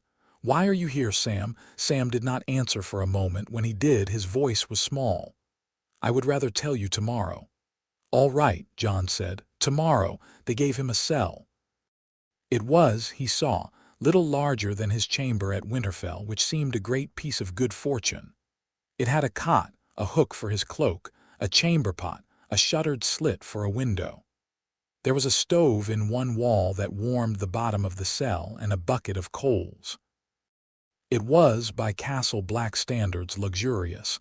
He had it because he was a Stark. He knew this. He did not resent it. He did not enjoy it either. He set his saddlebag on the cot. He closed the door. He barred the door. He sat. "All right," he said. "Out." Varix came out of the bag. Varix came out in a crawl that was, he saw, somehow more like a cat every week, the shoulders rolling, the head low, the tail twitching and stretched. Its wings were the size of a man's two outspread hands. It yawned. Smoke came out. It looked at the stove and made a sound of great interest and padded over to sit beside it, leaning its side against the warm iron, and Jon thought, "Oh, this is going to be a problem." "You cannot," he began. Varix, eyes slitted with pleasure, did not care what it could or could not. "All right." "Yes, yes, all right, I will get you meat in the morning, and I will, somehow, keep you in this cell." He was going to need a plan. He had 4 days, he reckoned, until Varix was too big to hide even here. He was going to need help. Benjen had named the help. He did not go to Maester Aemon that night. He slept, as much as a man can sleep with a dragon curled at his hip, and he went down to the yard before dawn, and he got through the day. Sir Alliser put him against a boy named Rast, who was older and stronger, and who had been broken by Alliser and put back together mean. Rast came at Jon with a sneer and a wooden sword, and Jon, who had been trained by Sir Roderick and by Robb and by the Pell in the yard every morning for 10 years, took 2 blows to the shoulder, and then put Rast on the ground with a neat turn of the wrist he had been taught when he was 11. Alliser's smile did not reach his eyes. "Again," he said. They did it again. Jon put Rast down again. Alliser paired him with a boy named Pip, who was smaller and quicker. Jon put Pip down. He got Gren, who was larger and strong as an ox. Jon felt one cheekbone crack a little under Gren's backhand, and then he remembered something his uncle had said about letting the heavy man come, and he let Gren come. And when Gren came, Jon stepped off the line and tripped him over his own foot. Alizar's mouth grew flat. The little lord, he said to the yard, has been trained. Well, let us train him further. Totter, Halder, both of you, at once. Totter and Halder were a pair of hill boys. They came at him together. This was harder. Jon took Halder's wooden sword on his own, jammed it in the dirt, and drove his knee up into Totter's stomach. Halder swung for his head. Jon ducked. Halder swung again. Jon caught the sword on his own, turned inside it, and laid him out with the pommel under the chin. Totter was still on his hands and knees. Again, Alizar said, but there was a very small silence in the yard. It went on. He did not emerge untouched. Rast, given a second chance, got him on the ribs with a blow that made him wheeze for a minute. Gren, given a third, picked him up bodily and slammed him. He ate dirt, he stood up, he ate more dirt, he stood up. At the end, Alizar stepped between them. Enough, he said. For today. He raised his voice. Lord Snow is finer than any of you. Lord Snow will show you how it is done. Lord Snow has been sent among us to teach us, I think. Isn't that right, Lord Snow, sir? Jon said, and his voice came out flat. I am not your lord. No, you are not. But you are finer than these boys, and so I have decided that you shall be called Lord Snow. Lord Snow. Well, dismissed, ladies. The yard broke up. The boys walked off stiffly to the wells to clean their cuts. Rast spat at Jon's feet as he went by. Pip clapped Jon on the shoulder and said quietly, Don't worry about the name. He does it to all of us. I'm Pypar, mostly Pip. If you don't mind sitting with boys who hate you, sit by me at supper. I will, Jon said. Thank you. Sam was at the edge of the yard in a heavy cloak watching. He came up now. His face was flushed. You were very fast, he said. I was, Jon said without pride, very angry. Oh, said Sam. Yes, that is how it feels for men who can do it.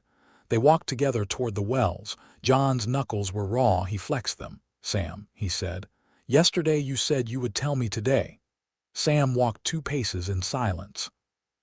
His round face set, and in the set of it Jon saw, as he had been seeing all morning, as the man discovered a new thing in an old person each time he looked, that Sam was not, after all, soft.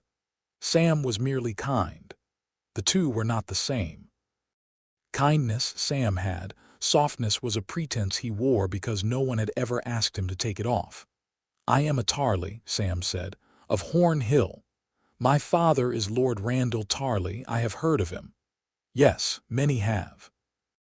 He was the one battle commander who beat Robert Baratheon in the war once at Ashford.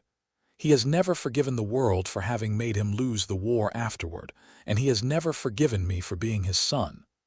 I am, not the son he wanted. I am fat. I am afraid of blood and of horses, and I cannot shoot a bow, and I weep at some songs. I liked the harp. I liked reading. My brother, my younger brother, is everything my father wanted. So my father took me into the forest one morning a year ago, and he told me that I could either walk into the wall and take the black and leave his house free, or I could have a hunting accident. I chose the wall. I would like you to know that I chose the wall without crying, which was a victory for me. He did not look at Jon. His voice was steady. I'm sorry, Jon said. Don't be. I am not. I am here. There are books here. There is an old man in the tower who is kind. If I am clever, I may become a steward or a maester and not die in a field with a sword in my hand that I could not lift. That is all I want. That and not to be hit, very much if I can help it. Then I will not hit you. Oh, but you must. Sir Alizar will set us against each other tomorrow. I have seen it coming for a week. He will pick the one new boy who cannot fight and set him against the new boy he dislikes, and he will watch. I will lose. I will lose quickly. I would prefer, if you are willing, that you let me lose on my back with my hands up, because then I can pretend it is over. Jon looked at him a long moment. I will not hurt you, he said. That is not what I asked. I know. I will not do what you asked. I will not hit you, Sam. And I will make it so that Alizar does not ask me to. How? I have not decided yet. I will decide. Sam was quiet. Then he said, You are not what I expected, Jon Snow. People keep saying that to me, Jon said, and he found, to his faint surprise, that he was smiling. He went to the Maester's tower that evening. Eamon's tower was a narrow round thing at the south end of the yard, grey-stoned, with a single door at the ground and a narrow stair up. The door was opened before Jon had quite knocked on it. A very tall, very thin young man in black stood there. His face was assocy, dark-eyed, dark-skinned, sharp, and he looked at Jon and he said without preamble, He has been waiting for you. Who? I am Clyda's replacement. I am Samwell's. No, that is another Sam. Sorry, I am called Clyda's. Come in. He has been waiting 3 hours. Jon climbed the stair. At the top was a round room lit by many candles, and in the middle of the room was a small old man in black, sitting very upright in a cushioned chair, with his hands resting on the knob of a cane. His hair was white and very thin and very short. His eyes were closed. Jon Snow, he said, Maester. Come closer, please. Jon came. He stopped a pace from the old man, closer. He knelt. His face at kneeling was at the height of Eamon's face. The old man's eyes did not open. The old man lifted one hand, thin-boned and weightless, and laid it flat against Jon's cheek, and Jon held very still. Young, Eamon said. So young. You are your father's face in many ways, boy. There is a line by the mouth that was Lord Eddard's when he was a boy. I remember. I met him once when your grandfather came south with his sons at the court where the Mad King, he broke off. He smiled, the smile of a man recalling bad weather. Never mind, Jon Snow, tell me, did you bring it into the castle? Jon went very still. What? He said carefully. The old man opened his eyes. They were milk blue, beautiful, and entirely blind. There is, Eamon said, a smell in the tower that I have not smelled in 80 years. A smell I was told as a boy I would smell again only in dreams. It is not in the stone, it is in you, it is on your cloak. I do not know if you know that it is. Sit down, boy, sit in the chair across from mine. Clyda's, leave us, close the door behind you. Clyda's, who had been a shadow at the stair, closed the door. The latch clicked. Jon sat.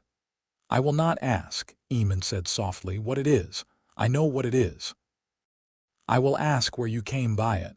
In the crypts at Winterfell. In the crypts, of course. Who else but Ned Stark would have been such a careful steward? Who else but Ned Stark would have left it for you to find?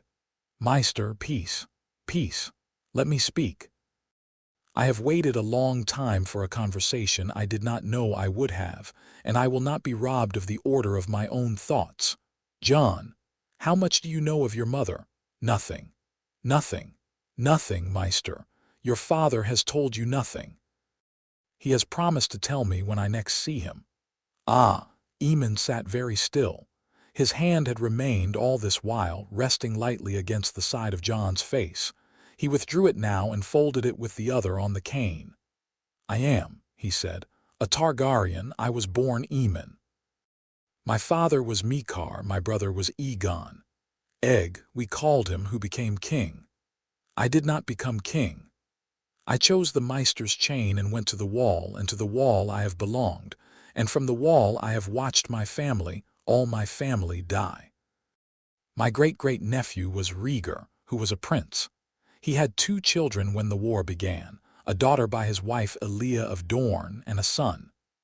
His daughter and his son were murdered in the sack of King's Landing, or so we were all told. I believe we were not told everything. I believe there may have been, a 3rd child. I do not know. I have never known. I have only wondered for 17 years, and I have watched the world, and I have waited, and I have been patient, because patience is all I have had to give. Jon could not breathe. I am not. Eamon said gently, saying anything. I am telling you a story about myself and about a man I never met, whose name was Rhaegar and who was said to love the old songs. That is all. Do you understand me, Jon Snow? Yes. Good. Now tell me. When you hatched the egg, did you do it with blood? Yes, With fire, yes, alone, alone. Ghost came, ghost is my direwolf after. And the egg knew you. It hatched, Meister. It hatched as soon as the blood was on it. The fire in my hearth. The fire was yours. The fire in the hearth. That was yours. Did it surprise you that it was yours? I didn't know it was mine. It was yours. A Targaryen, in the presence of a dragon he is meant to hatch, kindles fire by his will even if he does not know he has will. It is a small magic. It is the least magic. It is the beginning of the magic. Oh boy. Oh Jon. Eamon's blind eyes were wet. He was smiling. You have done an old man a great kindness tonight. I had thought I would die without seeing this. I had thought I was the last. I am not the last. The fire has not gone out. The fire has not gone out. Jon did not know for a long moment whether he was going to weep. Meister, he said. I don't know what to do. No, you do not, and neither do I. Not yet. But we will learn, Jon Snow. We will learn. I will teach you what I can teach. I have books. I have letters. I have been, for 80 years, the collector of every scrap the 7 kingdoms thought it had done away with. I have been waiting for a student. Jon Stark told me when you were a boy that one day he might bring me a nephew. I did not believe him. I owe him an apology. He knew. He suspected. He has his suspicions, and they are quiet ones, and they are not unkind. He has been your uncle more often than your father has been able to be your father, I think. Now, tell me everything, from the crypt to this tower. Everything. Jon told him. He told him about the egg, and the hatching, and Ghost, and Benjen. He told him about the inn, and the Valyrian blade, and the rider on the road. He told him, though it was hardest, about the dream at the trapper's hut, about the woman with the moon-colored hair. Aemon listened. Aemon listened as if the room had been built around his listening. When Jon was done, Aemon was silent for a long time. The dagger, Aemon said at last, was Valyrian. Yes, and the token in his purse was of a lion. Yes. Then your cousin, Aemon said slowly, knows. My cousin. Cersei Lannister. If she has sent a Valyrian dagger for this, then she knows there is something in your bags she fears. The question is how she knows and what she thinks she is fighting and how much of the court thinks it with her. I do not know. I will write. I have correspondents in the south who will tell me things. In the meantime, I will tell you, Jon Snow, that you must be careful. The wall is a guarded place, but the wall is not a sealed place. Men come and go. The Watch has its own politics, and not all of its politics are kind. You will hide your friend as long as you can. How long? I do not know. A fortnight, perhaps. It grows quickly. Very. Then a fortnight. After that we will find a way. There is a cave system in the wall itself at the base that I will show you. There is a stretch of the haunted forest beyond the gate that no ranger patrols in spring because the ranging does not go that way. There are possibilities. There are always possibilities. Do not despair, boy. I am not despairing, Meister. No, Aemon said. No, I see that. You are not. You are a Stark in the face, Jon Snow, but you are not a Stark in the heart, not entirely. There is something of the dragon's temper in you. I have felt it under my hand. I am glad of it. They were silent a while. The candles guttered. Meister. Yes, my father. You said my father knew. That he left it for me. Why? Because he loved your mother, Aemon said, very much, and because he swore her a promise. I do not know the promise. I can guess at it. Your father kept his promise, Jon. Your father has kept his promise at great cost and for a long time. Tonight, in a city to the south, he is still keeping it, I think. We must keep it with him. Jon bowed his head. His throat ached. Go to bed, Jon Snow, Aemon said gently. You have a day behind you and a day ahead, and you are young and you are tired. Go, tomorrow we will begin. Send me your friend. I would like to meet him. He took Varys to the Meister's tower the next night, wrapped in his cloak, and Aemon, who could not see, ran his hand along the length of the creature, and the creature suffered it, and Aemon wept without sound. Clydas saw, and Clydas said nothing. And Jon saw that Clydas was a man who would say nothing because he had been trained by Aemon, and because he loved him, and because the Watch had, at least in this tower, a secret it was willing to keep. Aemon began to teach him the next morning. The teaching was not what Jon had expected. It was not in books, or not only in books. It was in Aemon's voice, across the little fire in the round room, while the old man's hands moved as he spoke as if he were touching things in the air that only he could see. A dragon, Aemon told him, is not a horse. A dragon is not a hound. A dragon is a creature that is bonded to a person the way a fire bonds to wood, by destroying what separates them and by making one flame. You are not her rider, Jon Snow. You are her other half. You have felt this, perhaps, already. I have felt her dreams. Yes, that will grow. That is the beginning of the bond. In time you will know her mind as she knows yours. In time you will smell what she smells. In time, I have read, the oldest dragon lords of Valyria dreamed each other's dreams every night and could not say when they woke which of them had flown and which had walked the garden. Maester, will she grow large? Yes. How large? As large as you let her. Dragons, said Aemon, are not bound by what we think of as limit. Balerion was said to have grown to the size of the High Tower at the end of his life, though I think that is a song's exaggeration. Carax's was the length of a galley. Your Varix, I can tell you only what the books say. The books say a dragon grows as long as it has space to grow and food to eat, and that it does not stop. In chains it stops, in a pit it stops. Varix is in no pit. She is in a cave. She is in a cave, yes, for now, not for long. You must plan for that, Jon. The Wall is a kingdom that does not much keep secrets. Someone will see. When someone sees, you must have the answer ready. The Lord Commander, I will say nothing against him. He is a good man. He is also a man of the Watch, and the Watch does not keep dragons. What do I tell him? Nothing, yet. In a month, perhaps. Let me think. Let me raid. Aemon leaned back in his chair.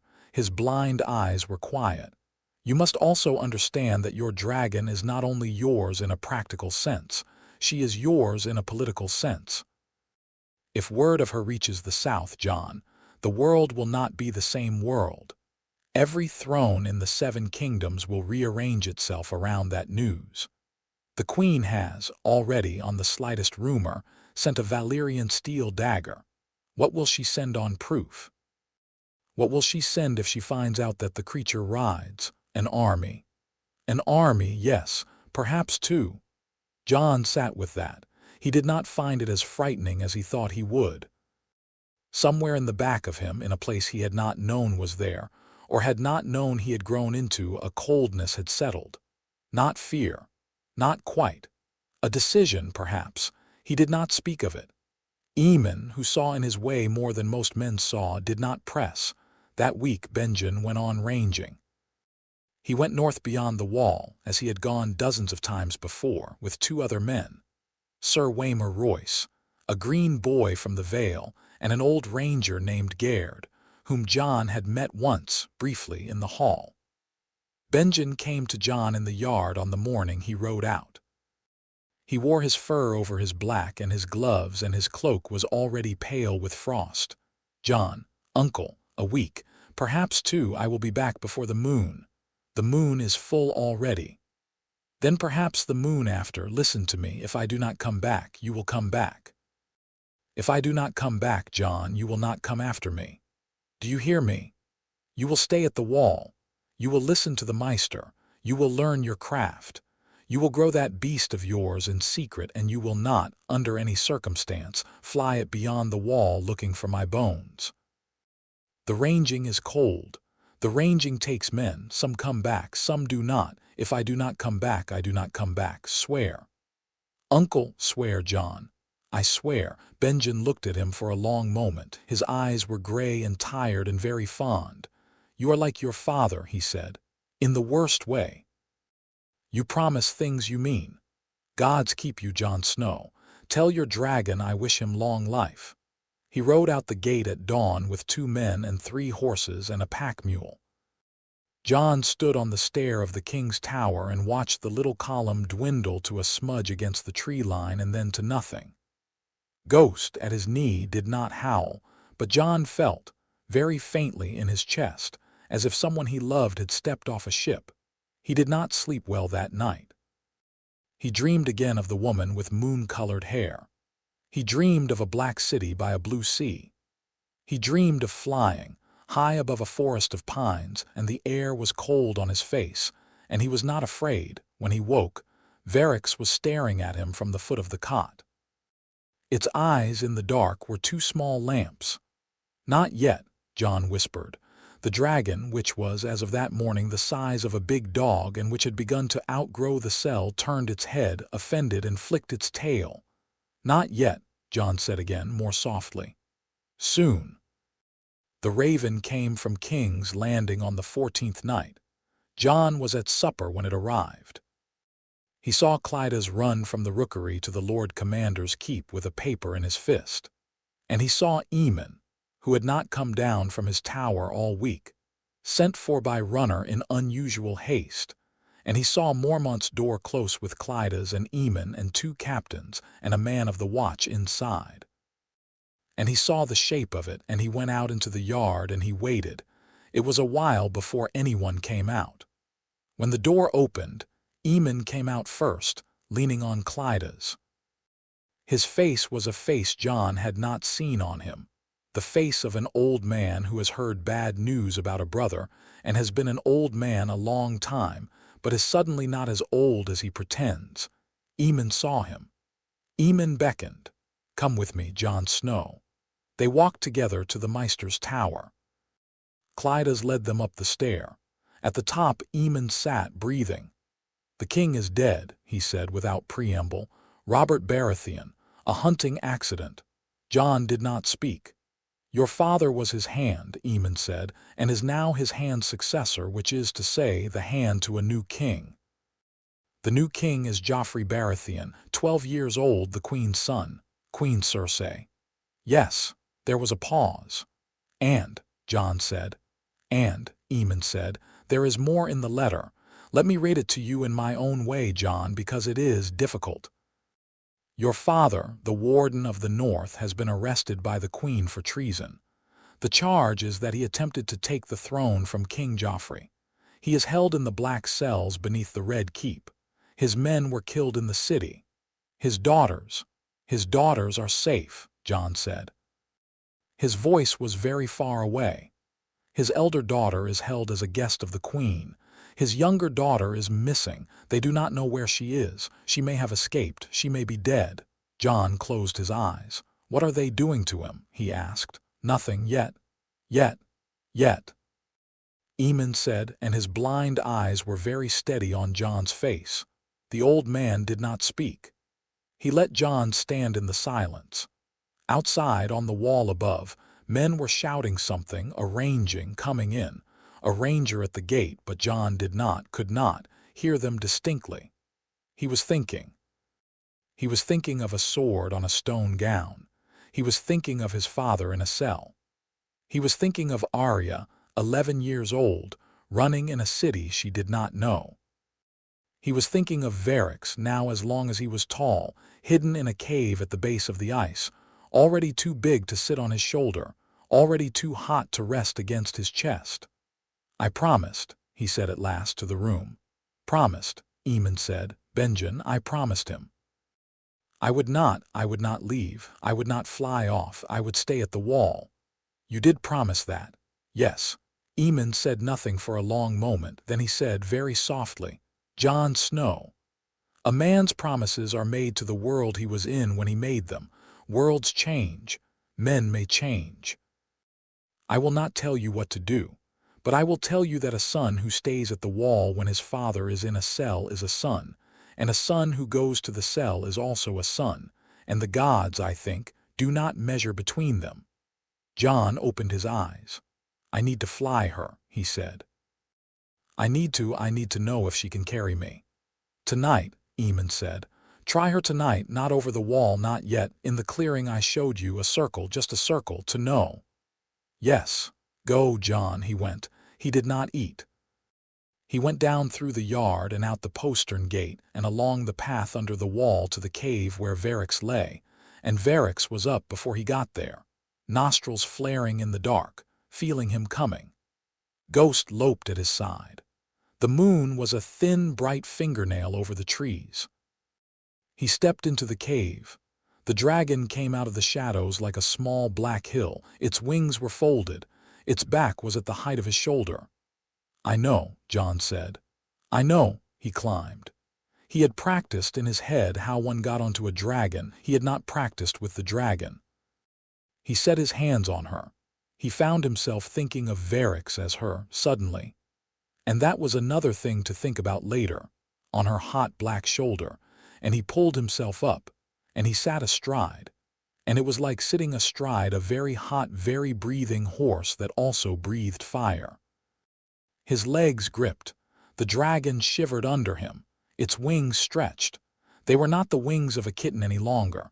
They were a pair of leathery pinions the length of sails, and they caught the first push of a wind and they lifted. Up, Jon said, because he had no other word. Up. Varys sprang. Her wings beat. The ground dropped a yard, 2 yards, 4. A treetop went past his knee. The forest fell away.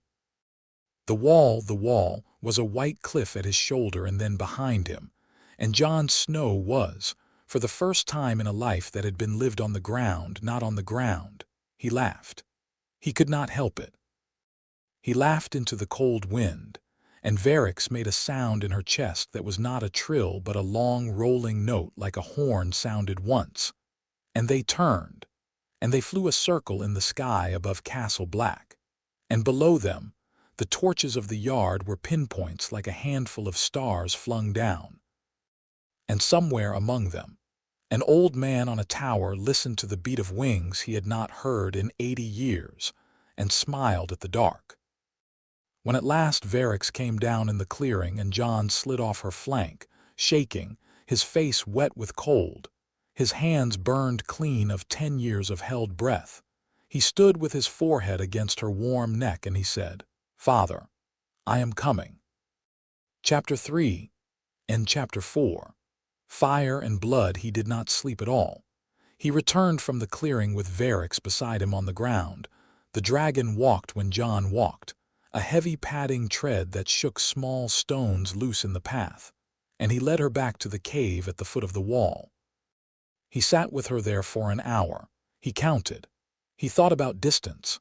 King's Landing was 700 leagues from Castle Black, or near enough. A rider could make it in a month, hard. A ship could make it in 3 weeks, fair wind. A dragon, Jon did not know what a dragon could make it in. He had to guess. He guessed 4 days, flying hard, resting short. He did not know what hard meant for a dragon either. He thought that in 4 days hard he would begin to find out. He went back to the castle before the 3rd bell. He went to the Maester's tower. Aemon was awake. Aemon had never gone to sleep. He sat in his chair by the low fire, and Clyda sat on a stool at his feet, and a candle burned that had been lit at midnight, and Aemon turned his blind face toward the door at the scrape of Jon's boot. "Sit, Jon Snow." Jon sat. "You are going?" "Yes, Maester." "Tonight, before dawn. Will you speak to the Lord Commander?" Jon paused. He had thought about this on the ride down from the clearing with the stars thin and hard over the trees. "I cannot speak to him. I cannot lie to him, and I cannot tell him the truth, and I cannot ask him to break his oath to keep mine. If I tell him, he must either give me leave, which the watch cannot give, or strike me down.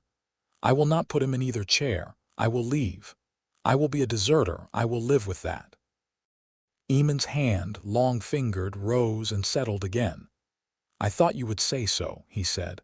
"I am glad you did. I would have thought less of you had you done otherwise. But Jon, Maester, the watch's penalty for desertion is death. I know, if you return, it will be to a noose." "I know that too." "Then understand that what you do now is not a temporary leaving. It is a leaving." I understand, Meister. Eamon was silent a long time. He turned his face away toward the fire, though the fire did no good to his eyes and had not done him good for 10 years. Clyda's. He said at last, "Fetch the box." Clyda's rose. He went to a low chest by the bed. He brought back a small square box of black wood inlaid with silver. He set it in Eamon's lap. Eamon opened it. Inside lay a ring, gold flat, with a carving in its face that Jon, leaning in, saw was a 3-headed dragon. "This was my father's," Eamon said. "Me Car's. It came to me when he died through my brother Egg before my brother was king. I have worn it twice in my life. I will wear it no more." "Take it. You need not wear it where it can be seen. Take it. Put it in a pocket. It is the only proof I can give you that you are what I think you are. If it is ever needed, show it to the right man and he will know. If it is never needed, bury it in the garden of your first house." Jon held the ring. It was warm. It weighed almost nothing. "Meister, I can't. You can. You will. Take it. There is more." He drew from the box a small folded paper sealed in black wax. "A letter to my great-great-nephew's sister if she lives. She was called Daenerys. I do not know where she is, or if she is living, or if she has anything of the old blood in her. I have tried to find out for a long time. I have failed. If one day, Jon Snow, you meet a daughter of Rhaegar's line, I would like you to give her this." A daughter of Rhaegar, his aunt in effect. The daughter of the Mad King, born after Rhaegar was dead. She would be your aunt as well if the story I think is true is true. Take the letter. Put it with the ring." Jon took the letter. He put both in the inner pocket of his jerkin. Eamon smiled. "One thing more," he said. "There is a sword, Jon Snow. Lord Mormont was going to give it to you. He told me so a week ago. It is a Mormont blade, Valyrian steel, called Longclaw. He meant to give it to you for a good deed you have not yet done. I am going to give it to you tonight, because I think you will do the deed. I have already sent Clydas for it. Meister, you will need it. A dragon has only one rider. A man has 1,000 knights. You will not fly every night. Take the sword." Clydas returned, carrying a long wrapped bundle. Jon drew the cloth back. The sword was dark gilt lean, with a bear's head in white stone for the pommel. He drew it an inch. The steel caught the candle light and threw back something that was not the candle. "Mormont will not be pleased." "Lord Mormont," Eamon said, "will spend the morning being not pleased, and by noon he will have decided he gave it to you the night before, because he is a good man and he is also a sensible one. Leave him a letter. Do not waste ink on excuses. Tell him this. The wall will stand because the men who must stand there will stand there, and he is first among them. Tell him also to forgive you. I have known him a long time. He will want to. Sign it and go." Jon rose, the ring in his pocket, the letter beside it, Longclaw across his back. He did not trust his voice. "Meister," he said, "go, boy." "I cannot repay." "Then do not. Go, the horizon is waiting." Jon stood a moment, then he bent and he kissed the old man's forehead, and Eamon laid a palm against his cheek, and in the candlelight the 100-year-old face was wet.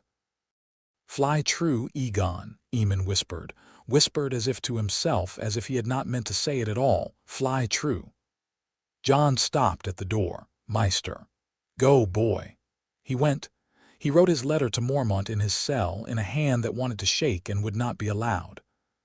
He said the plain, true things. He said he had a duty to his father that he could not put below his duty to the watch, and that he understood the cost. He said he was sorry.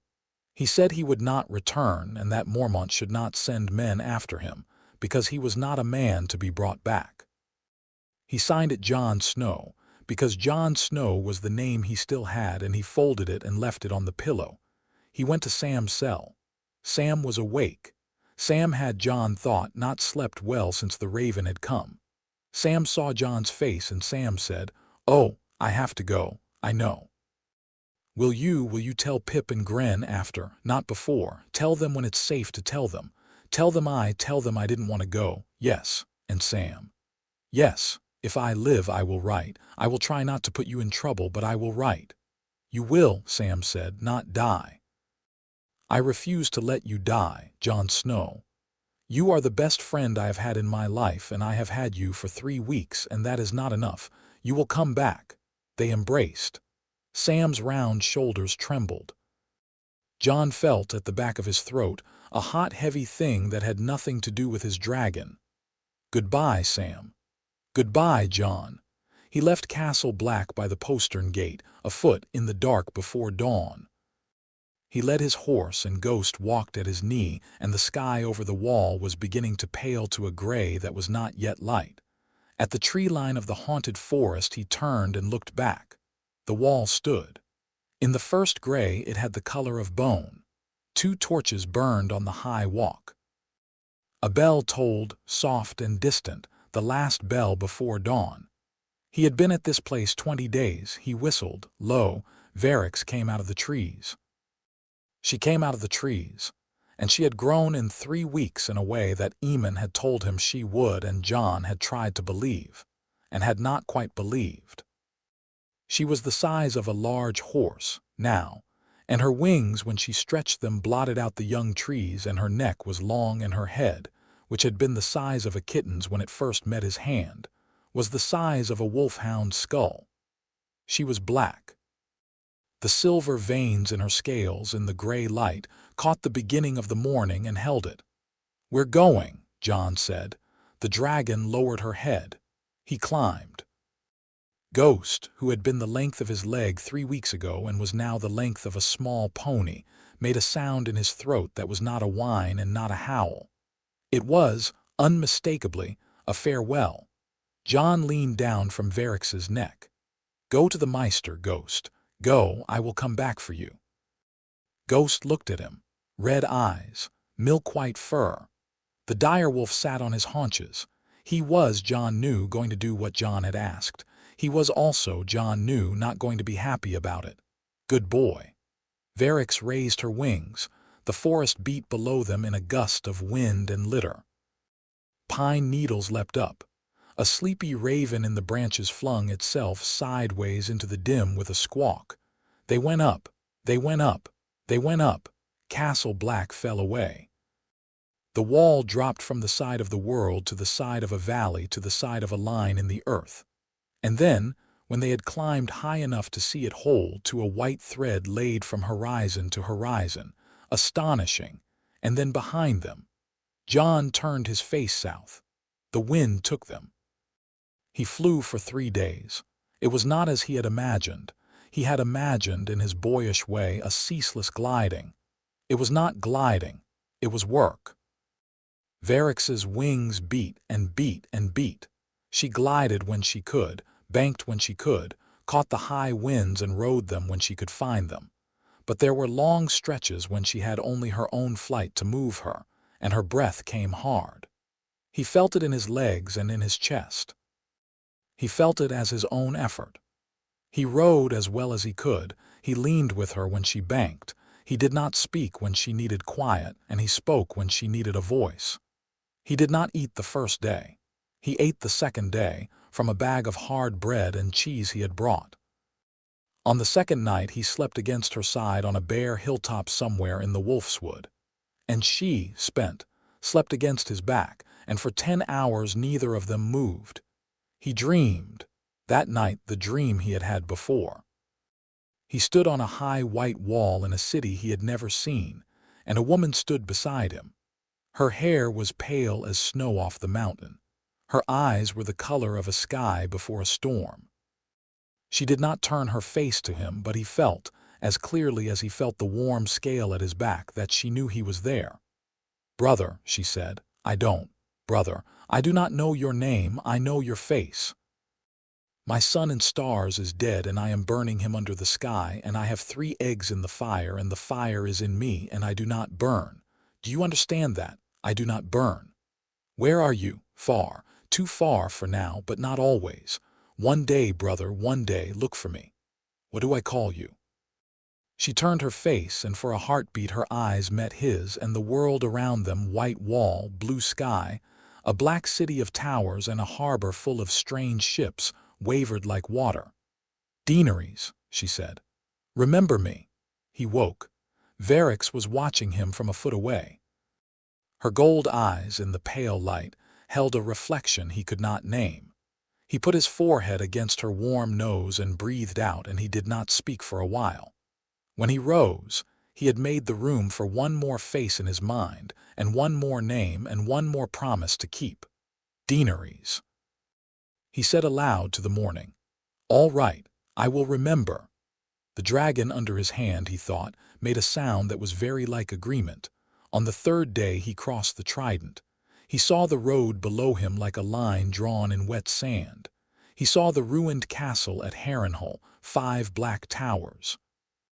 He saw, twice, companies of horse moving on the King's Road, men in red and gold and in blue, and he watched them pass beneath him, and they did not look up. He did not know if they could see him against the sun. He did not much care. He flew high. He flew fast. He made King's Landing on the 4th morning in a cold, wet fog that lifted off the bay as the sun came up. He saw the city. He had never seen a city. Winterfell was a keep, a town, a handful of surrounding villages. Castle Black was a huddle.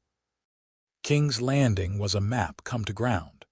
A great spreading stone and wood maze of roofs and towers and walls, the Blackwater broad and gray at its feet, the red keep at its heart like a clot of old blood, 3 great hills crowned with 3 great buildings, and over it all the smoke of 100,000 morning fires. He circled high. He understood in a slow, sick way visible. He could not avoid being visible. He was a black shape in the morning sky the size of a small dragon that was not small at all. He had come, he realized, without a plan for being seen. He made a plan in the next 3 seconds.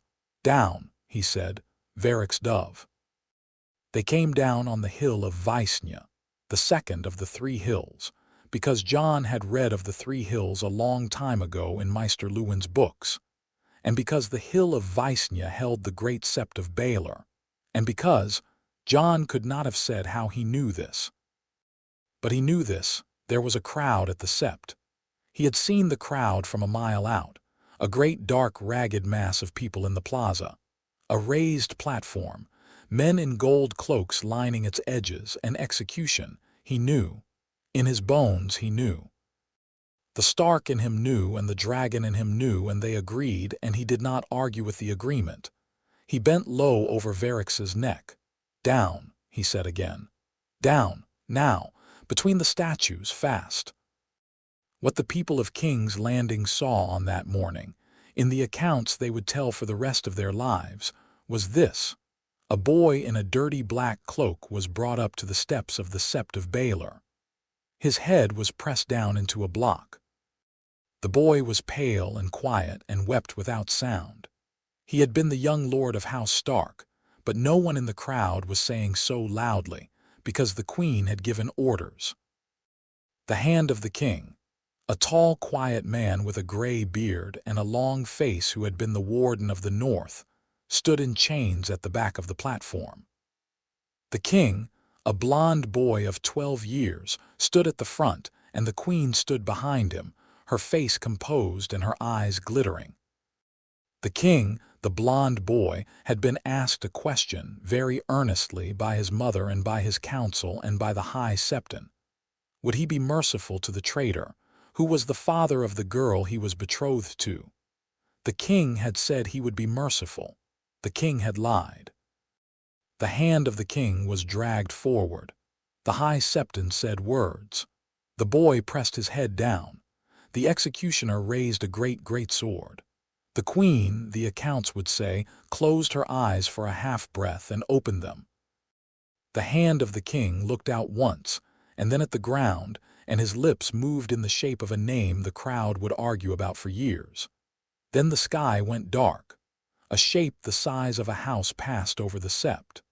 The wind of its passing ripped cloaks off the shoulders of men in the plaza. The executioner's sword, raised, ready, was struck out of his hands by a flat blow from a wing that was the color of coal, and the sword fell ringing down the marble steps. And a boy rolled off Varix the dragon's back in midair and landed lightly on the platform with a Valyrian steel greatsword already drawn. Jon Snow did not know, afterward, how he had timed that. He never quite worked it out. Varix had slowed as he had asked her to slow. She had beaten a single mighty stroke that let him drop a man's height to the marble, and he had landed shoulder roll, knee rise, and his sword was up, and his left hand was already on the collar of the boy at the block and lifting him. "Up," Jon said. "Up, come on." Sansa Stark's eyes, they were Sansa's eyes. He saw with a jolt, not Arya's. They had dressed Sansa in Arya's clothes or Arya's in Sansa's, or he had misread, or the boy was a boy and not a girl at all, no. The girl at the block was a boy, a slim boy with a rat-like quickness in his face. A pickpocket, a boy who had been made to stand in for someone. The Stark hand was the prisoner. The boy at the block was a rat, made a Stark to satisfy the crowd's bloodlust. The chains on the hand were real. Jon's mind processed this in a heartbeat.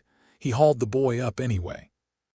He shoved him off the platform into the stunned, silent, blood-eager crowd, where the boy would live or die by his own feet. He turned. 2 gold cloaks came at him.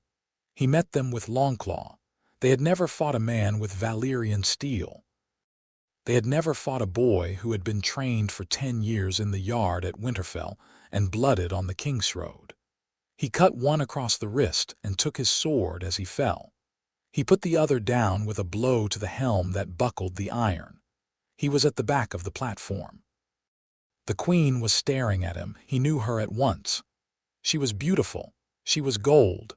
Her mouth, half open, shaped a word he could not hear. Her hand was on the shoulder of the Boy King, and the Boy King was gawking upward at Varix, who was beating a long, slow gyre above the plaza. And the people of King's Landing were screaming the way people scream when the world has changed in their sight. Jon went to his father.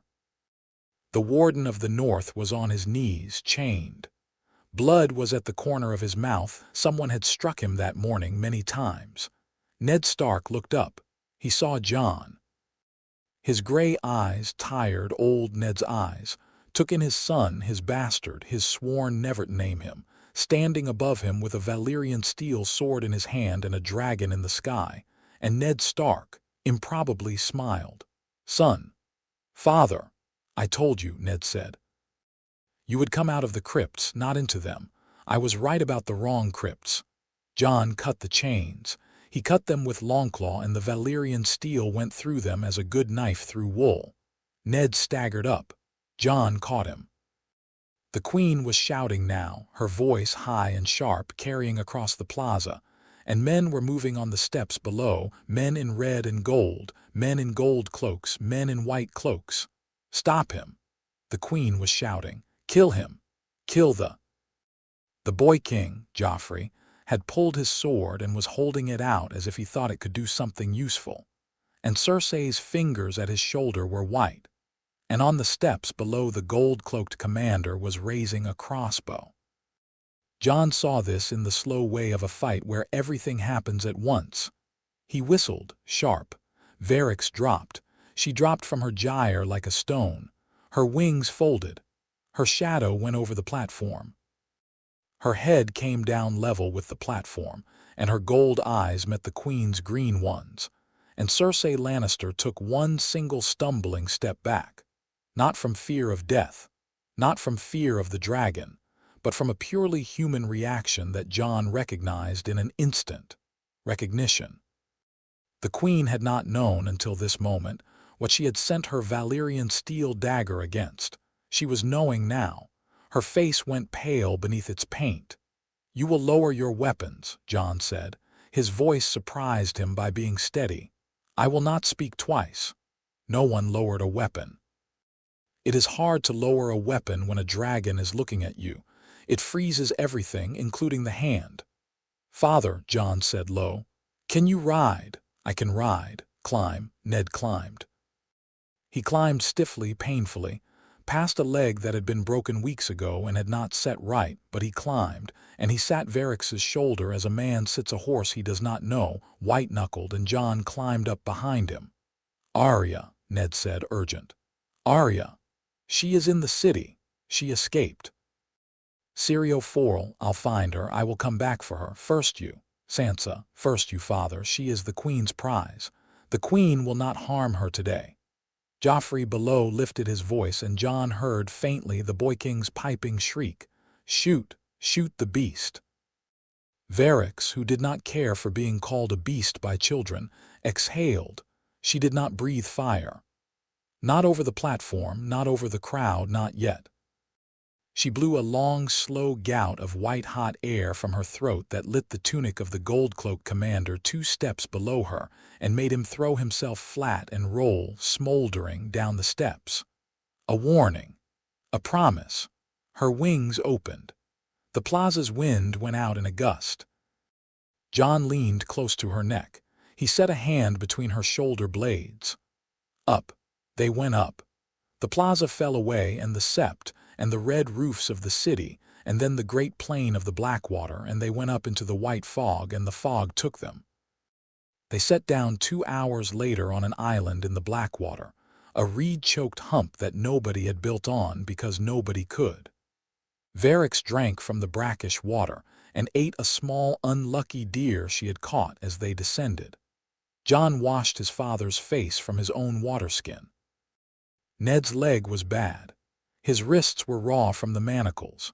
He was a man, Jon saw, who had been 2 inches from death and had kept himself present by a force of will that Jon felt in himself he could not have equaled. "Tell me," Ned said at last, lying back on the reeds with his eyes closed. "Where you got her. You left her for me." "I did, in the crypt." "Yes." "Why, father? Because your mother made me promise. Your mother, Jon, listen to me, I have no breath for speeches. Your mother was my sister, Lyanna." "Yes, yes," Ned said, opening his eyes. "Oh, you know." "I, Meister Aemon, knew, he guessed, I pieced the rest from him." "My father was Prince Rhaegar." "Yes." "They were married." "Yes." "In the sept at the Tower of Joy. A septon did it. I saw the paper. I have it hidden in Winterfell under the heart tree. Your mother was not kidnapped, Jon. Your mother went. She went, and she was young, and she was a fool, and she was in love, and I did not forgive her for 12 years. Then your Aunt Lyanna's hand was on mine, and she was bleeding to death in a tower in Dorne, and she asked me to promise her 2 things. To hide you. To raise you, I promised. I have kept that promise. I would keep it again. Father, you are my sister's son. That is the truth I have told myself for 17 years. You are also my nephew, and you are the son of Rhaegar Targaryen, and you have his eyes when you stand in a certain light, and I have lived in fear of another man seeing it for 17 years, and tonight, Jon, tonight, for the first time, I think I will sleep." Jon sat on the reeds. His father's hand, battered, scarred, a father's hand lay on his wrist. "You have hatched a dragon," Ned said softly, "as your mother said you would. She dreamed it at the last. I did not believe it. I hid the egg because I thought, gods help me, I thought it would be the one bit of her blood I could give you when the time came. I did not think you would make it quick. I did not know I was doing it. She said you would not know." They sat in the reeds. The gulls went overhead. "Father, we must go. The city is not safe. Arya is. Arya is alive, I know it. She is alive because her Bravosi teacher was a very small man with a very sharp sword, and because Arya is Arya. They did not catch her. Cersei was furious, which means they did not catch her. We will find her. We will not find her today. I have to go back for her. You will. Not today. Today we go north. I need a physician. I need to sleep, Jon. I need to sleep in a bed. And the Queen will be shutting every gate of King's Landing within the hour. If we return into the air above that city in daylight, we will be shot with bolts the size of saplings. Wait till full dark. Wait till moonrise. Wait, and we will go. We will go to Robb. We will go to Robb. Robb is my cousin. Robb, Ned said firmly, is your brother. You will not use that word. Robb has been your brother for 17 years, and a man's brother is a man's brother, whatever their blood. Do you hear me? Yes, father. Good. And Jon? Yes. When we have a moment, a quiet moment, I would like to meet her. Your dragon, properly, may I? Yes. Jon helped his father to his feet. They walked slow to where Varys was eating the last of the deer. Ned stopped a yard from her. He set his hand on her hot black flank. He stood a long moment. Varys turned her head. She smelled him. She made the trilling sound. "Oh," Ned said softly. "Oh, my sister. Oh, Leia," she would have laughed. His eyes, Jon saw, were very wet. She would have laughed her head off. At moonrise they flew north. They flew up the coast of the narrow sea, because Jon judged, and Ned agreed, that Cersei would have men on every Kingsroad junction by morning, and the coast was open and dark and fast. They flew until an hour before dawn, and they set down in a wood and they slept in a thicket. They rose and they flew again. 2 nights and 3 short rests brought them to the edge of the riverlands. A 3rd night brought them to the neck. A 4th to the borders of the north. On the 5th day, Jon brought Varys down on a hill a league south of a great encampment, flying the grey direwolf of House Stark. Ned, on Varys's back, laughed for the first time since the Sept. "My son," he said, "is camped." Robb, will he what? Will he believe it, Jon? He will see it. A man does not need to believe in his brother when his brother has come down from the sky on a dragon. Come, let us walk in. Walking in makes it smaller. Flying in makes it larger. He will need us to make it manageable. We will walk.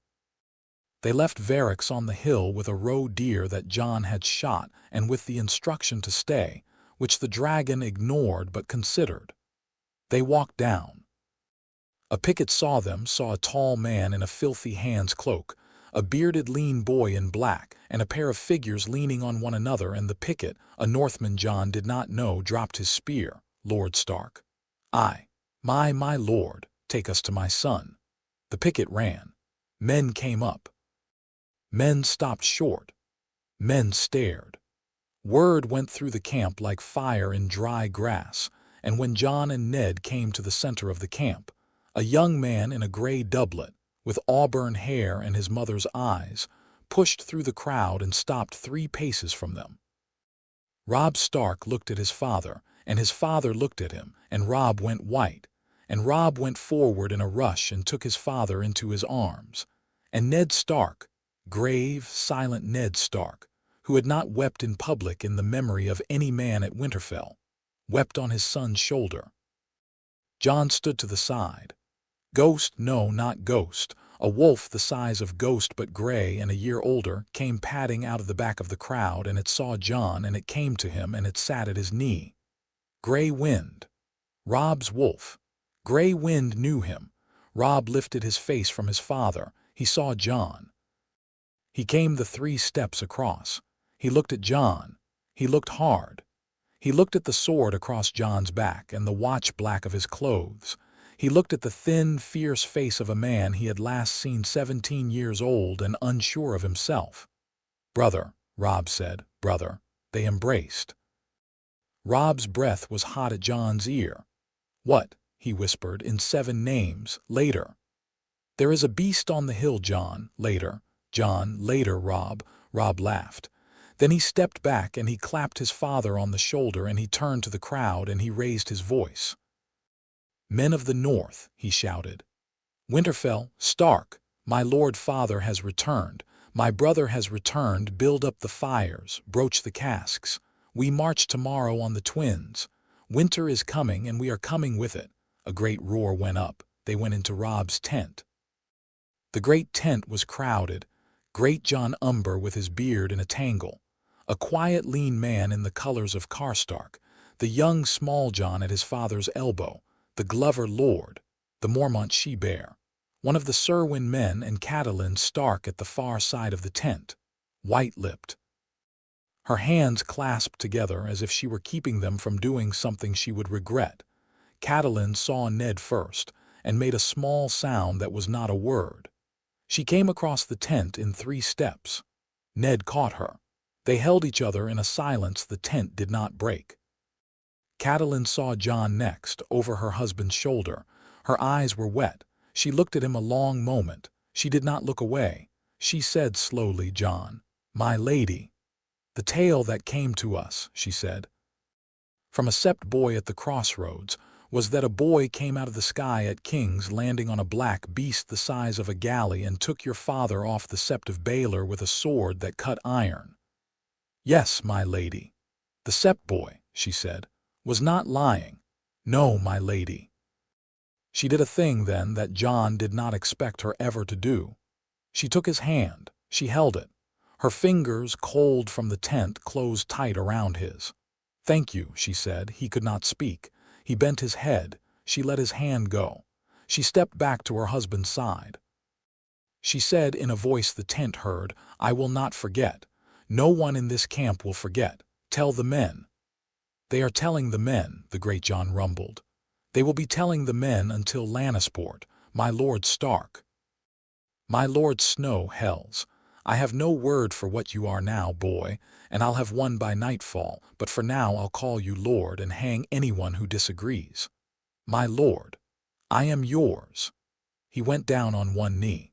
He did it with the astonishing fluidity of a huge man who had done it 1,000 times. The small Jon knelt beside him. Lord Karstark knelt. The Cerwyn man knelt. One by one, the lords of the tent went to their knees, not only to Ned, who had been their lord, but to Jon Snow, the dark-eyed boy in the black cloak with the Valyrian blade across his back.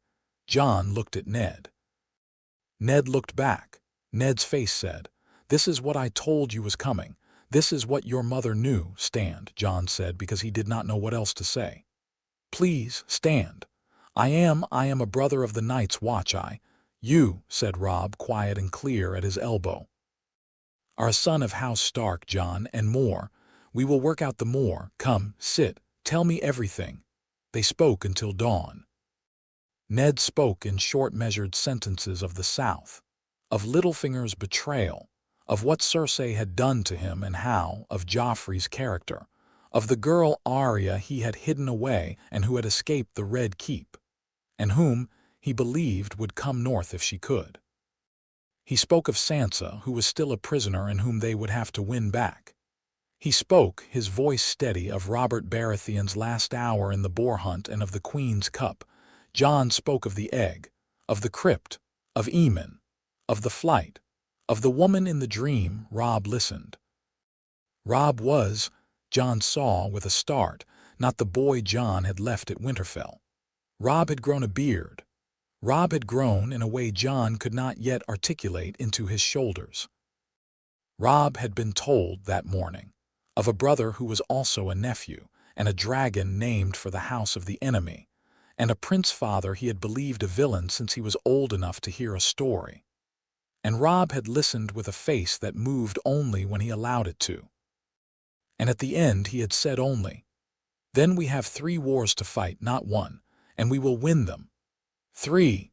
Ned asked. "The war with the Lannisters, which we were fighting already on your behalf, father. The war with the crown, which will come regardless and which we win now on different terms. And the war in the north, which we have been trying not to admit is coming. The Wall wrote to me a month ago. They asked for men. I sent none. I have been wrong, and I will write tonight and make it right." Robb: "Yes, father, you did not become a man. You were always a man. I did not notice because I was looking at the wrong thing." Robb laughed, a low, tired, real laugh, and for a moment in the lamplight he looked like the boy he had been, and then he did not, and then he turned to Jon. "Brother." "Yes.